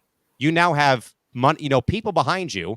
Fans are coming to your games now because of the craze behind Caitlin Clark. You can thank her for that, of course. But, like, people are actually investing money in your league. Stop shooting yourselves in the foot and make this sort of stuff work out to let these players get their shine on, preseason or not. Put the games on TV. Yeah, this reminds me of Michael Jordan in The Last Dance. He was talking about, all the Bulls needed was that one little match to light the flame. And, we always talk about the WNBA, wanting to get to be viewed like the NBA. And this is just a stepping stone. I didn't even know about the preseason until somebody mentioned it on Saturday. Caitlin Clark scored, under 20 in her preseason debut. I was like, you know what? It would have been great if I could have seen that. Thank you. Exactly. But I didn't know of it. Like, if somebody told me it was going to be on NBA TV, I've been like, okay, yeah, I'm stopping everything I'm doing. I'm watching that. That would have been great to see, but obviously that wasn't there. Now, I did see that the NBA TV, and I think for the first time ever, they had training camp at the WNBA being shown, and it was the champion Aces that they were Yes. showing. So that's a little step forward. But then again, you're like, hey, this is not enough. You got to show every damn game. The league has, bigger stars now, and it was a great draft. I think it was the most viewed draft in some time. It Yes. brought back, drafts of the past, like 20 plus years ago. It brought back those feelings with all those players. This draft had this. You see Cameron Brink out there meeting with adversaries and Mark Cuban, and she's out here doing her thing. Angel Reese and her teammate Cardoso, they're going to be amazing together. So you just have to keep climbing to that level that the NBA is. And since the NBA has lost so many viewers, I think it would be cool if they were actually able to get there and catch them. You have the star power now, at least in the Midwest. You have everybody hooked to Caitlin Clark. I mean, you saw those prices of University of Iowa games, home and away, and at the Big Ten tournament. That's just amazing. And I know the Fever. I'm not sure if they sold out all their season tickets, but I wouldn't be surprised if Every they road did. game sold out, though. Wow, jeez. I mean, it's literally, James, to the point where the Washington Mystics have moved their game with Indiana to Capital One Arena. The Sparks Wow. have moved games that were supposed to be in Long Beach because of renovations at Crypto back to Crypto when they play the Fever. And Wow. the Aces are moving their game in July to T-Mobile Arena where the Golden Knights play because simply of Caitlin Clark. That shows you how far they have come and how far star power was even more truly needed, maybe of younger players. And it's to the point. It reminds me of like, hey, when I see these old NBA games that were played in college arenas or field houses or amphitheaters Tape or delayed finals games. that too, yeah. I'm I'm trying to remember where the Spurs had some of their first games. Alamo Dome or Freeman Coliseum? I want to say it was the Coliseum, but they were once under. It seemed like a circus tent. It seemed like they were Freeman. underneath one of Freeman. those. Then the Hemisphere, I guess, was the next place. But I just don't want to see that ever again, where the Sparks are playing at the Pyramid or Galen Center. I just don't want to ever see that again. I think you really have to accommodate this league even more. You have to get people out there to watch, and you have to have the best of facilities available. It just has to happen. I know Washington last year, they had some games, I want to say at the University of Maryland, but I'm not sure if it was. But that has to stop. You got to have, unless it's like preseason, then I understand, because sometimes you had games, at college campuses or at, Division II schools sometimes, or Even local Toronto. high schools, the Sparks did that a couple times too. They even played a game outdoors in the preseason at the tennis stadium at Home Depot Center in Carson. That's just crazy to me. I hope this propels the league, though, to where it wants to be. You just need younger stars, maybe, and you hope they don't fade away. Yeah, I mean, the fact that it boils down to a fan sitting courtside to literally live stream the game on their cell phone to the audiences about Angel Reese and Camila Cardoso's debut with the Chicago Sky preseason. It's still, though, a debut of some type, though it's the preseason. I just think, though, that the league kind of in a way shot themselves in the foot, though, kind of going back to old habits where, again, like I said, though, is like, now you can't think that your league is now an overthought. Like, people are investing your money, sponsors are investing, people are finally behind your league. You cannot keep falling into these same rabbit holes and these same booby traps over and over and over again, and not, getting the product out there. I know you have great deals in place with ESPN and ABC, and I think Ion's on board now, and CBS Sports is on board now. Like, come on now. Like, you have actual backing, from companies and, like a lot of things that you probably didn't have, when, 20, 30 years ago. So shout out to the fan, though, for streaming the game. But still, though, at the end of the day, though, the league, I think, finally did this right way, though. Also, James, the league, though, despite the negative pub there, some good pub. Finally, after a long battle with the players, WNBA Commissioner and President Kathy Engelbert officially confirmed on Tuesday the league will now allow teams to fly charter airlines for all games this season. Now, James, this became a very big flashpoint after COVID had hit, and for a long time it was a flashpoint because players, at one point in time, believe it or not, flew like us. They flew commercially. They would board with the general public. They'd be strapped into those, very tight, seats, in economy, in the economy or the last row of the plane. And the league would only allow charter flights during Commissioner's Cup, the IST for the WNBA games, or the finals. It got to the point, James, where the league almost folded the New York Liberty. The iconic New York Liberty franchise has been around since day one because Joe Tsai, owner of the Nets and Barclays Center, and the San Diego Seals and the Vegas Desert Dogs of the NLL, was flying his team commercial or chartering them during the course of the postseason. Mark Davis, your beloved Raiders owner, who also owns the Aces, same exact thing. But the Liberty were hit, but both teams, I think, were hit with like $500,000 fines because they said, well, if two teams can do it, that's a unfair advantage over the other 10 teams in the league who couldn't afford to do it. But now, though, James, the league finally answers the call and allows this to happen where the league can finally charter flights. James, talk about a huge relief for the players who have been calling for this for so long to finally get their way as of Tuesday.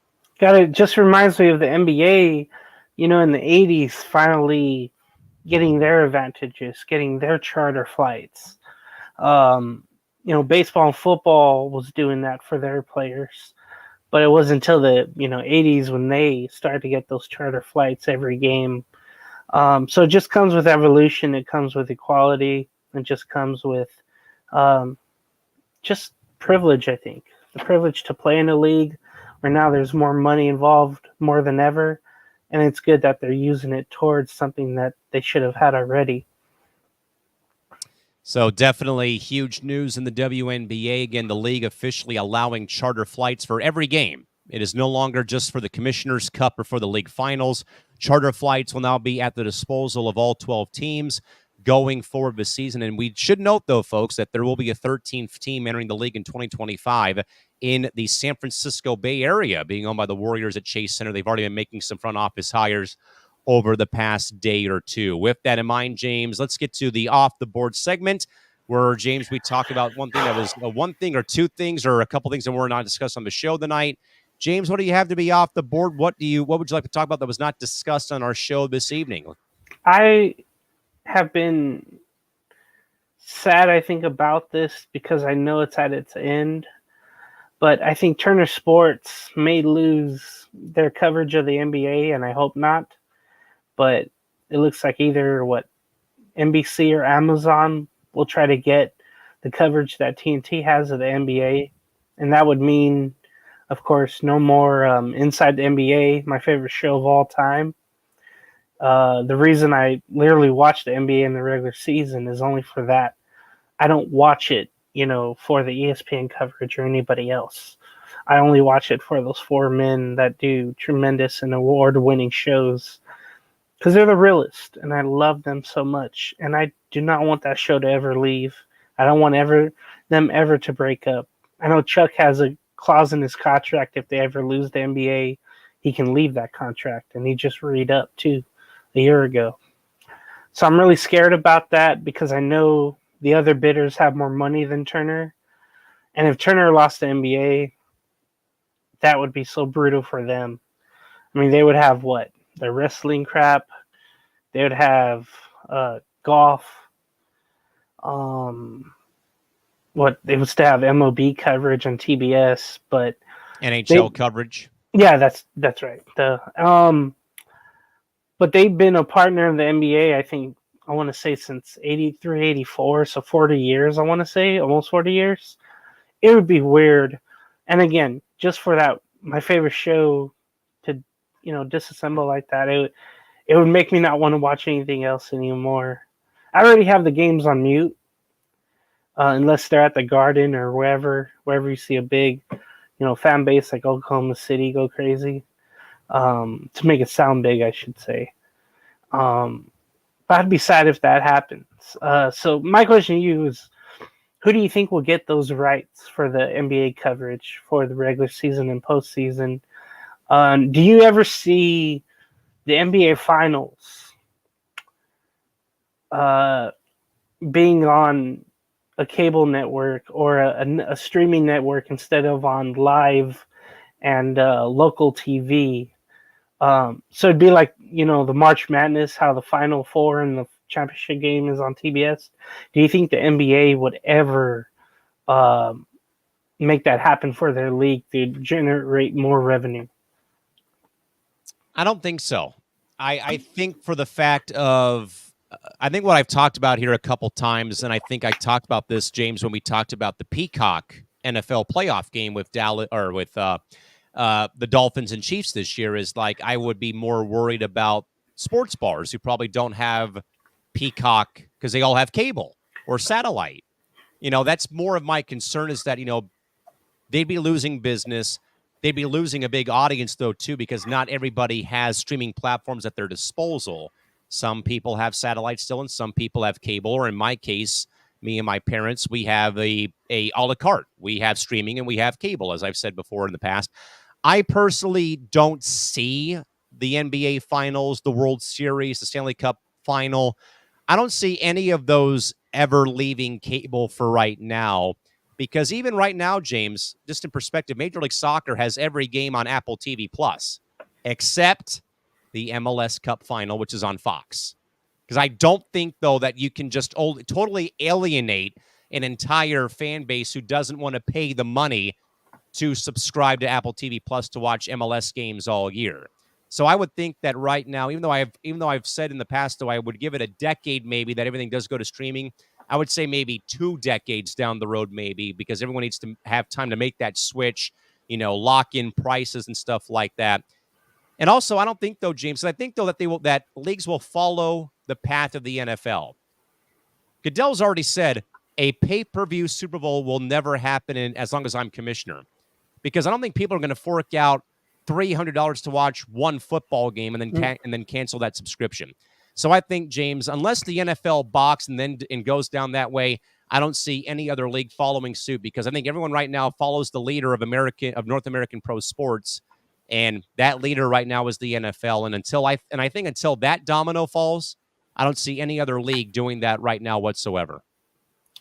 Yeah, I would hate for that to happen. And then I don't know if you're probably going to mention this on Thursday's press row, but yeah, the fact that TNT can lose their NBA rights, it can go back to NBC or whomever buys it, or Apple or Amazon. How do you see all that going after this season? I would hope that Turner would be able to still and I think I said this on the 25th, James, last time I was on PR, because I kind of talked about what was going on with the NBA. Is okay, ESPN's already going to be safe. Like they're safe, because I know about ESPN Plus numbers dropping. We dropped ESPN Plus because of our subscription package. We're going to re-up it, though, eventually, because I love the 30 for 30 library. But regardless, ESPN's fine.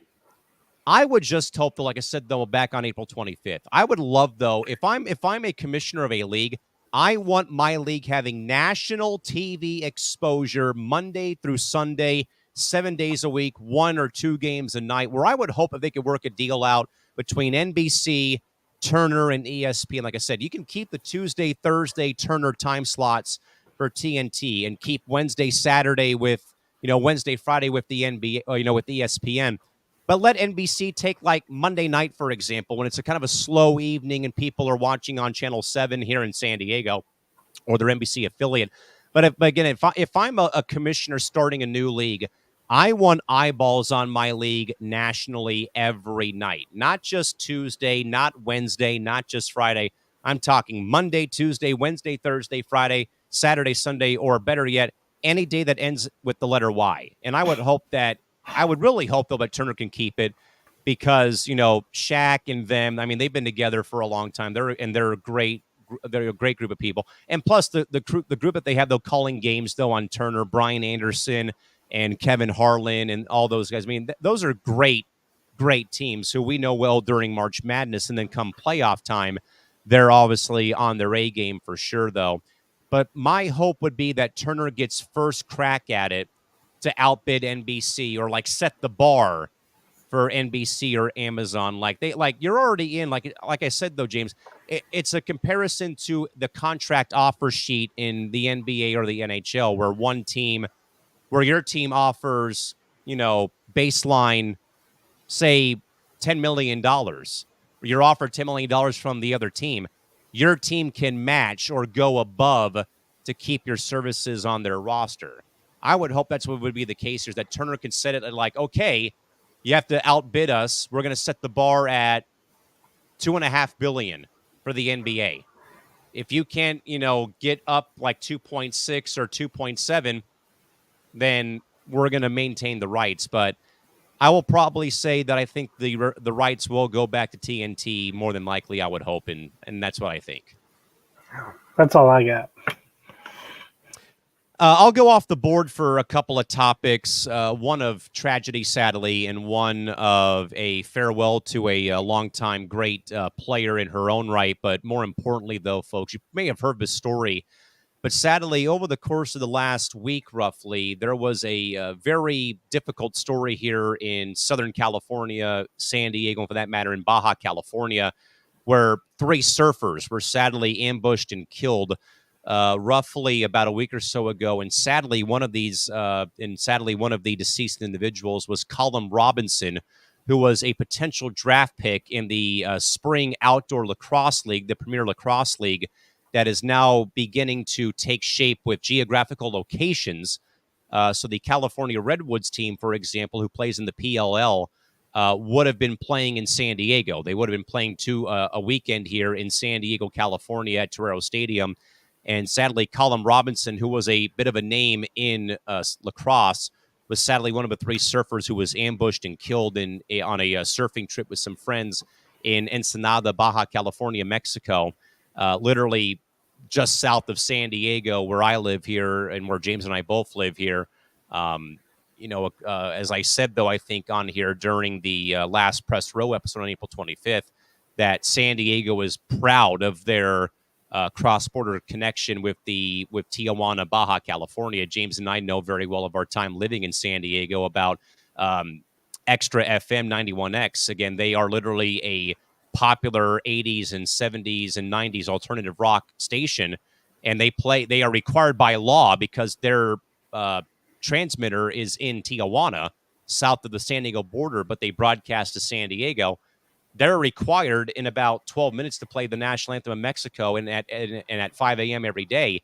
But San Diego is so proud of their Tijuana and Baja California community and relationship. And Callan Robinson, sadly, losing his life during a surfing trip, though, when he was going to be playing lacrosse this summer, it really kind of, hits home. And I think when any sport loses a member of the family, it does hurt. I think Paul Rabel, the GOAT of U.S. pro lacrosse, actually at the draft tonight on ESPN Plus, actually the league actually held a moment of silence in Callan's memory tonight during the opening to the draft, where again the teams were drafted. It's like an 8-team league. They're going to be playing like the Globetrotters amongst 8 or 10 or 12 different markets, including here in San Diego. Teams are now being assigned to actual cities and actual home stadiums now. But regardless, though, a bit of a damper for the PLL to begin their season. Again, Callan Robinson being killed during a surfing trip down here in Ensenada, Baja California, Mexico, literally just south of where James and I live here in San Diego.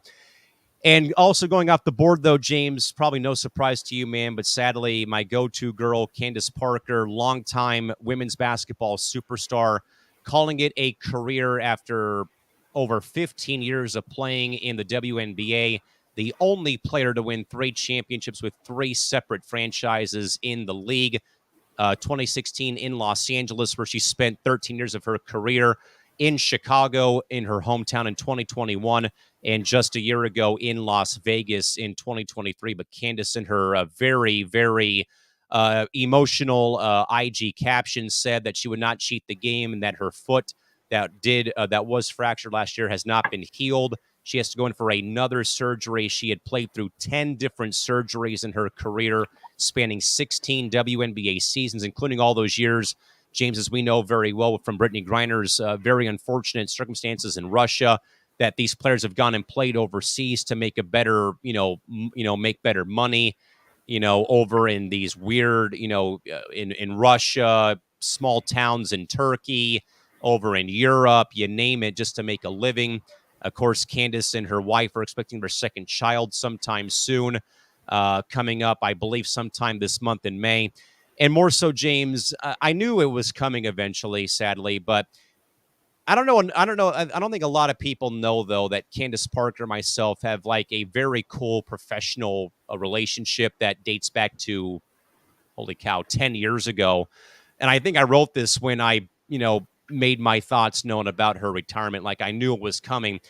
But literally, folks, 10 years ago, I was, young, brash, arrogant, kind of a bit of an immature kid out of high school who just started college, going through getting a broadcasting degree from a like ITT Tech for broadcasting based in Los Angeles, but went and worked in country radio here for 2 years in the eastern part of our county here in Alpine.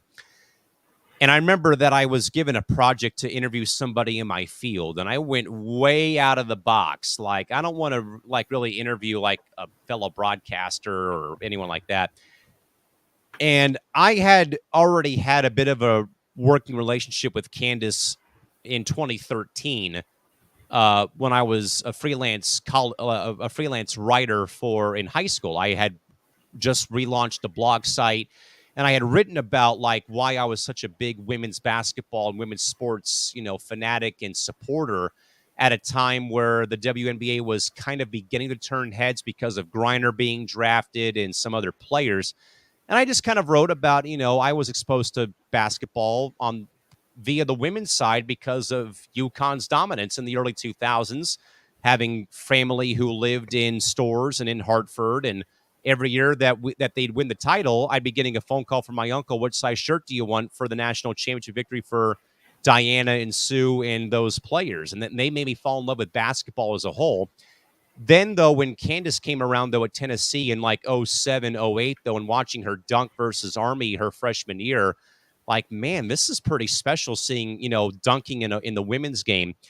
And there was a day in 8th grade that I went to my English class and wrote a 3-page essay about how great it was seeing her get drafted by LA #1 overall. But regardless, when I was in college, though, 10 years ago, literally, James, like a week or two after LA got knocked out by Phoenix for the second straight year in the postseason, that blog, by the way, that I had written led me to being followed by Candace on Twitter, which is still a thing to this day, which is crazy to think. But I had gauged her interest in doing this interview with me about a week after they lost in the playoffs to Phoenix. And I'm like, why would you ask this question when this player literally just lost in the playoffs? They're ticked off, they're pissed, all that sort of stuff. But at the end of the day, though, I didn't think much of it until I got a reply back saying, absolutely, let me know when you need it done by. Lo and behold, September 26th of 2014, I get a phone call from an unknown number. Lo and behold, is this Callan McClurg? Yes, Candace, it is. Thanks for taking the time. And James, I'm sitting here, in my bedroom, which is my studio for what I do for a living with VO, and eventually the project that we'll talk about before we sign off here in a sec, is that literally I was expecting, okay, I'll get 10 minutes maybe to ask her a couple questions. No, James, Candace Parker gave me 45 minutes to just sit and talk like we are right now, to let me ask her questions about her growing up with her brothers. Again, Anthony played in the pros with the Cavs. He's now the GM of the Magic's G League team in, I believe, somewhere in suburban Orlando, I want to say. led that team, of course, to a great finish with them finishing as the 5 seed this year in the Eastern Conference with the parent club, at least. And it was just so cool, James, to like have a pro athlete be able to sit down, talk to a, again, 18-year-old immature, out of control college kid, though, but like really, though, be able to talk about their career, though, in a different perspective. Because we're so used, James, to like, why'd you lose? Why'd you not make the shot? We're so used to the same boring, stagnant questions that are asked of athletes.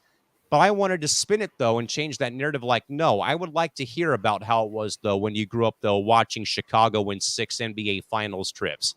How was it being able to be, coached by your dad? How hard was he on you? What was it like, though, playing in high school and winning those, high school, state championships, and then playing for Pat Summitt, God bless her soul, then being able to play those first 7 years in Los Angeles. And it was just so cool, though. And from that day forward, James, though, at every game I would have gone to or did go to when I was able to go to games more often in the summer, there was always something that I'd be able to, I would get an autograph from her, or we would meet up before the game was over. We'd meet up after the game was over. Like it literally was more, it was definitely a professional relationship that we had, but also on a bit of a personal scale, though, but nothing totally blown out of the equation, though. But even when I had gone to Minnesota, this is my favorite part of the story, James. I go to Minnesota for the All-Star game in 2018. So this is after the Lynx and Sparks played back-to-back finals. I'm literally the only person that traveled to Minnesota for the All-Star game. So I'm wearing purple and gold, walking around Target Center. I'm seeing a bunch of friends of mine who I had, met on Twitter, who are fans of the Lynx or the Mercury or any of that. But, we're all big one happy family, regardless of who we root for. I go and talk to one of my friends who was working press row, not my podcast, but on press row, covering open practice. And this Lynx fan, had some fun. He says, man, I'll tell you what, you have some pretty big cojones wearing that jersey in this building, but hey, it's all good and it's all in good fun. Like, it really was so cool about being a part of that kind of atmosphere. And I even linked up with her at the All-Star game in 2018 and things like that. And even now, James, even to this day, it's just so cool that there is still some kind of, professional, relationship out there. But more than anything else, though, James, I did write this, though, in my caption on Instagram. I remember plain as day telling her, what do you see yourself doing in the future? And she said, I toy with broadcasting or coaching. I remember telling her, I believe you would be a perfect fit in the broadcast booth one day.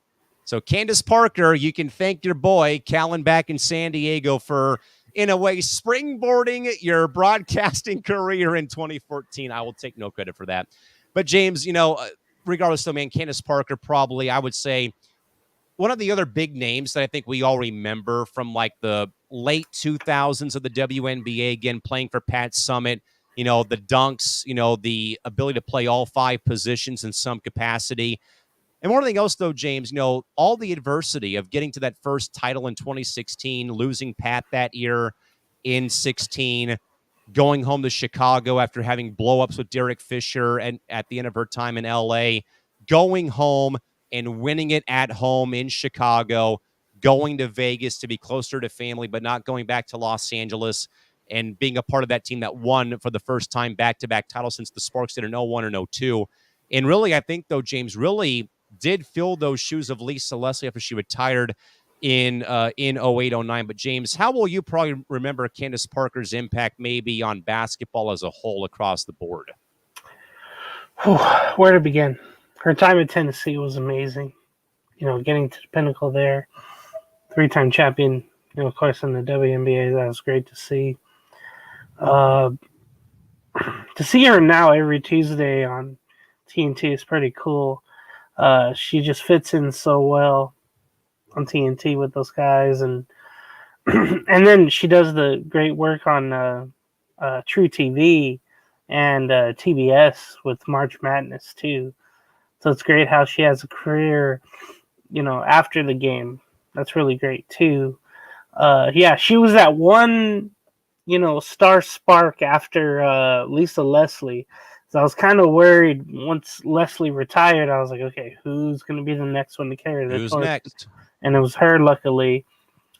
And when she got that ring in 2016, I was just happy for the Sparks and her, because I knew how many years with and without Leslie that they struggled to get there. That's the thing too.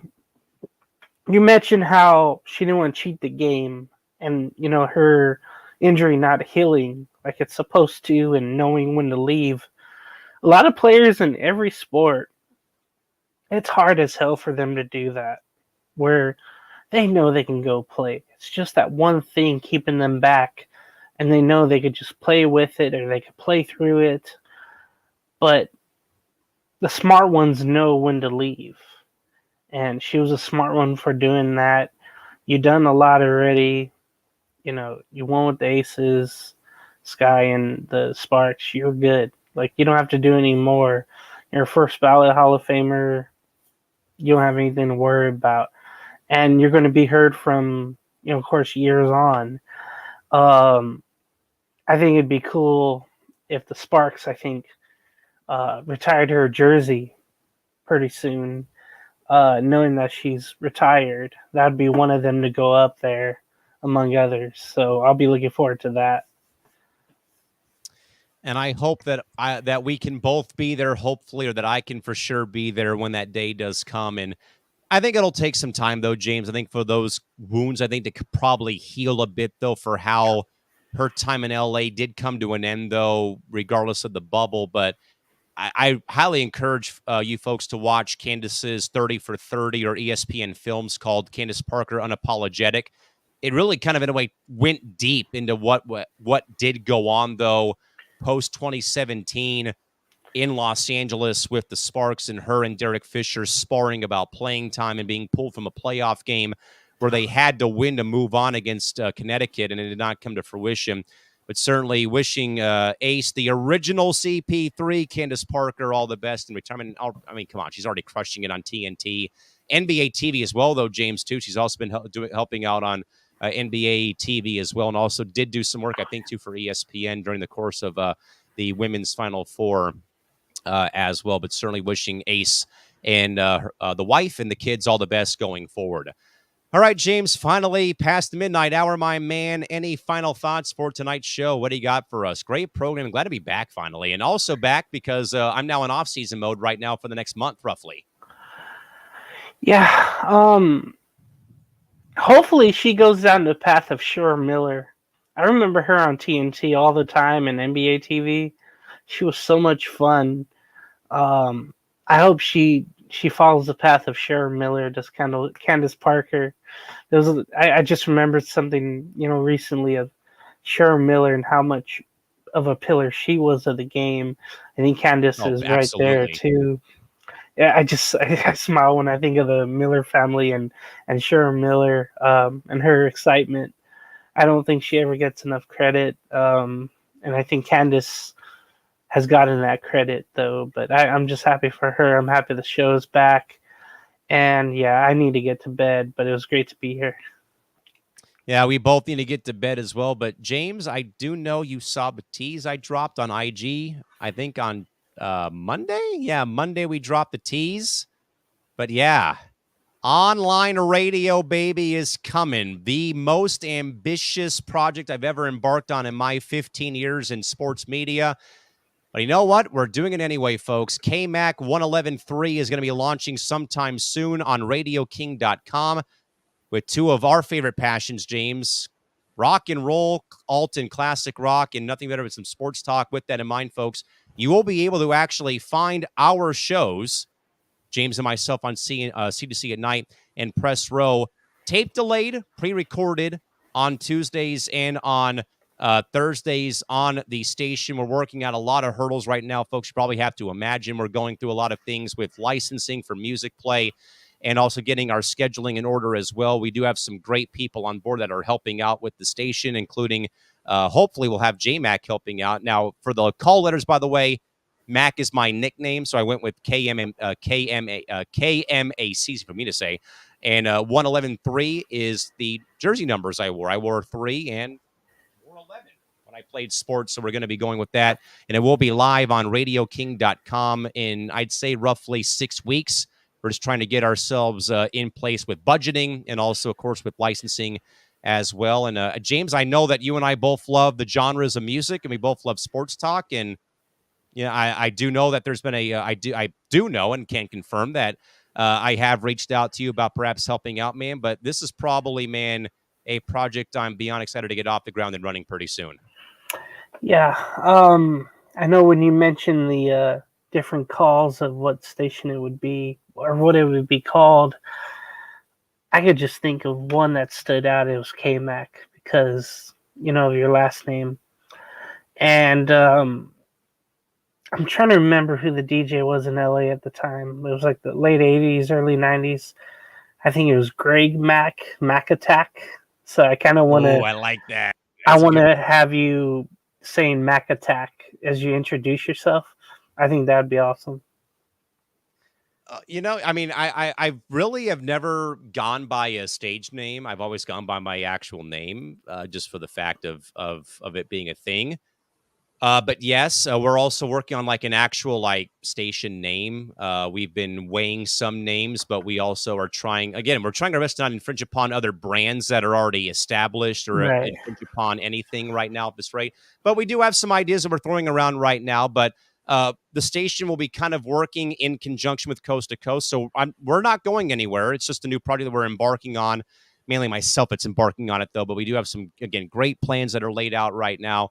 The sports talk will be courtesy of Coast to Coast Entertainment. I can just kind of, say that right now between our program here on C2C at night and Press Row as well. And we're also going to perhaps get on deck as well, being a thing. And James and I will also be hopefully working on some other things with some music ideas as well. But we, again, have some people lined up already to be helping out. I do know that I can confirm that one of my great DJ friends, Bo Doran, DJ Mancat, who you folks might remember from the Quarantine Network if you know me long enough, from 4 years ago. Bo is actually our in-game DJ at the arena here in San Diego. Bo is going to be doing Saturday night sets on a program we're calling Catterday Nights to match his brand name of DJ Mancat. But that's all we'll say. I have my own music show lined up for Mondays. But more to come, though, as time goes on, but that is our project right now. And again, we're going to be working in conjunction with Coast to Coast. So don't worry. James and myself are not going anywhere. We're not leaving C2C. We're just going to be having a new project with some online radio, again, powered by RadioKing.com, coming in roughly, I'd say, 6 to 8, maybe 10 weeks at tops. Because, again, we're trying our best to make sure that, hey, our brand is good. It's in a good place. Licensing, of course, is a huge thing right now. We're also sifting through the library to make sure that all of our music is clean. Like, again, a lot of things that we're building up for right now at this rate, but that is going to be coming, folks, sometime soon. But again, James and I are not leaving Coast to Coast anytime soon. This is more of a project that I've been wanting to do for a long time, and getting that radio itch has been a thing as well. And hey, why not build it with your own bare hands, basically, at this rate?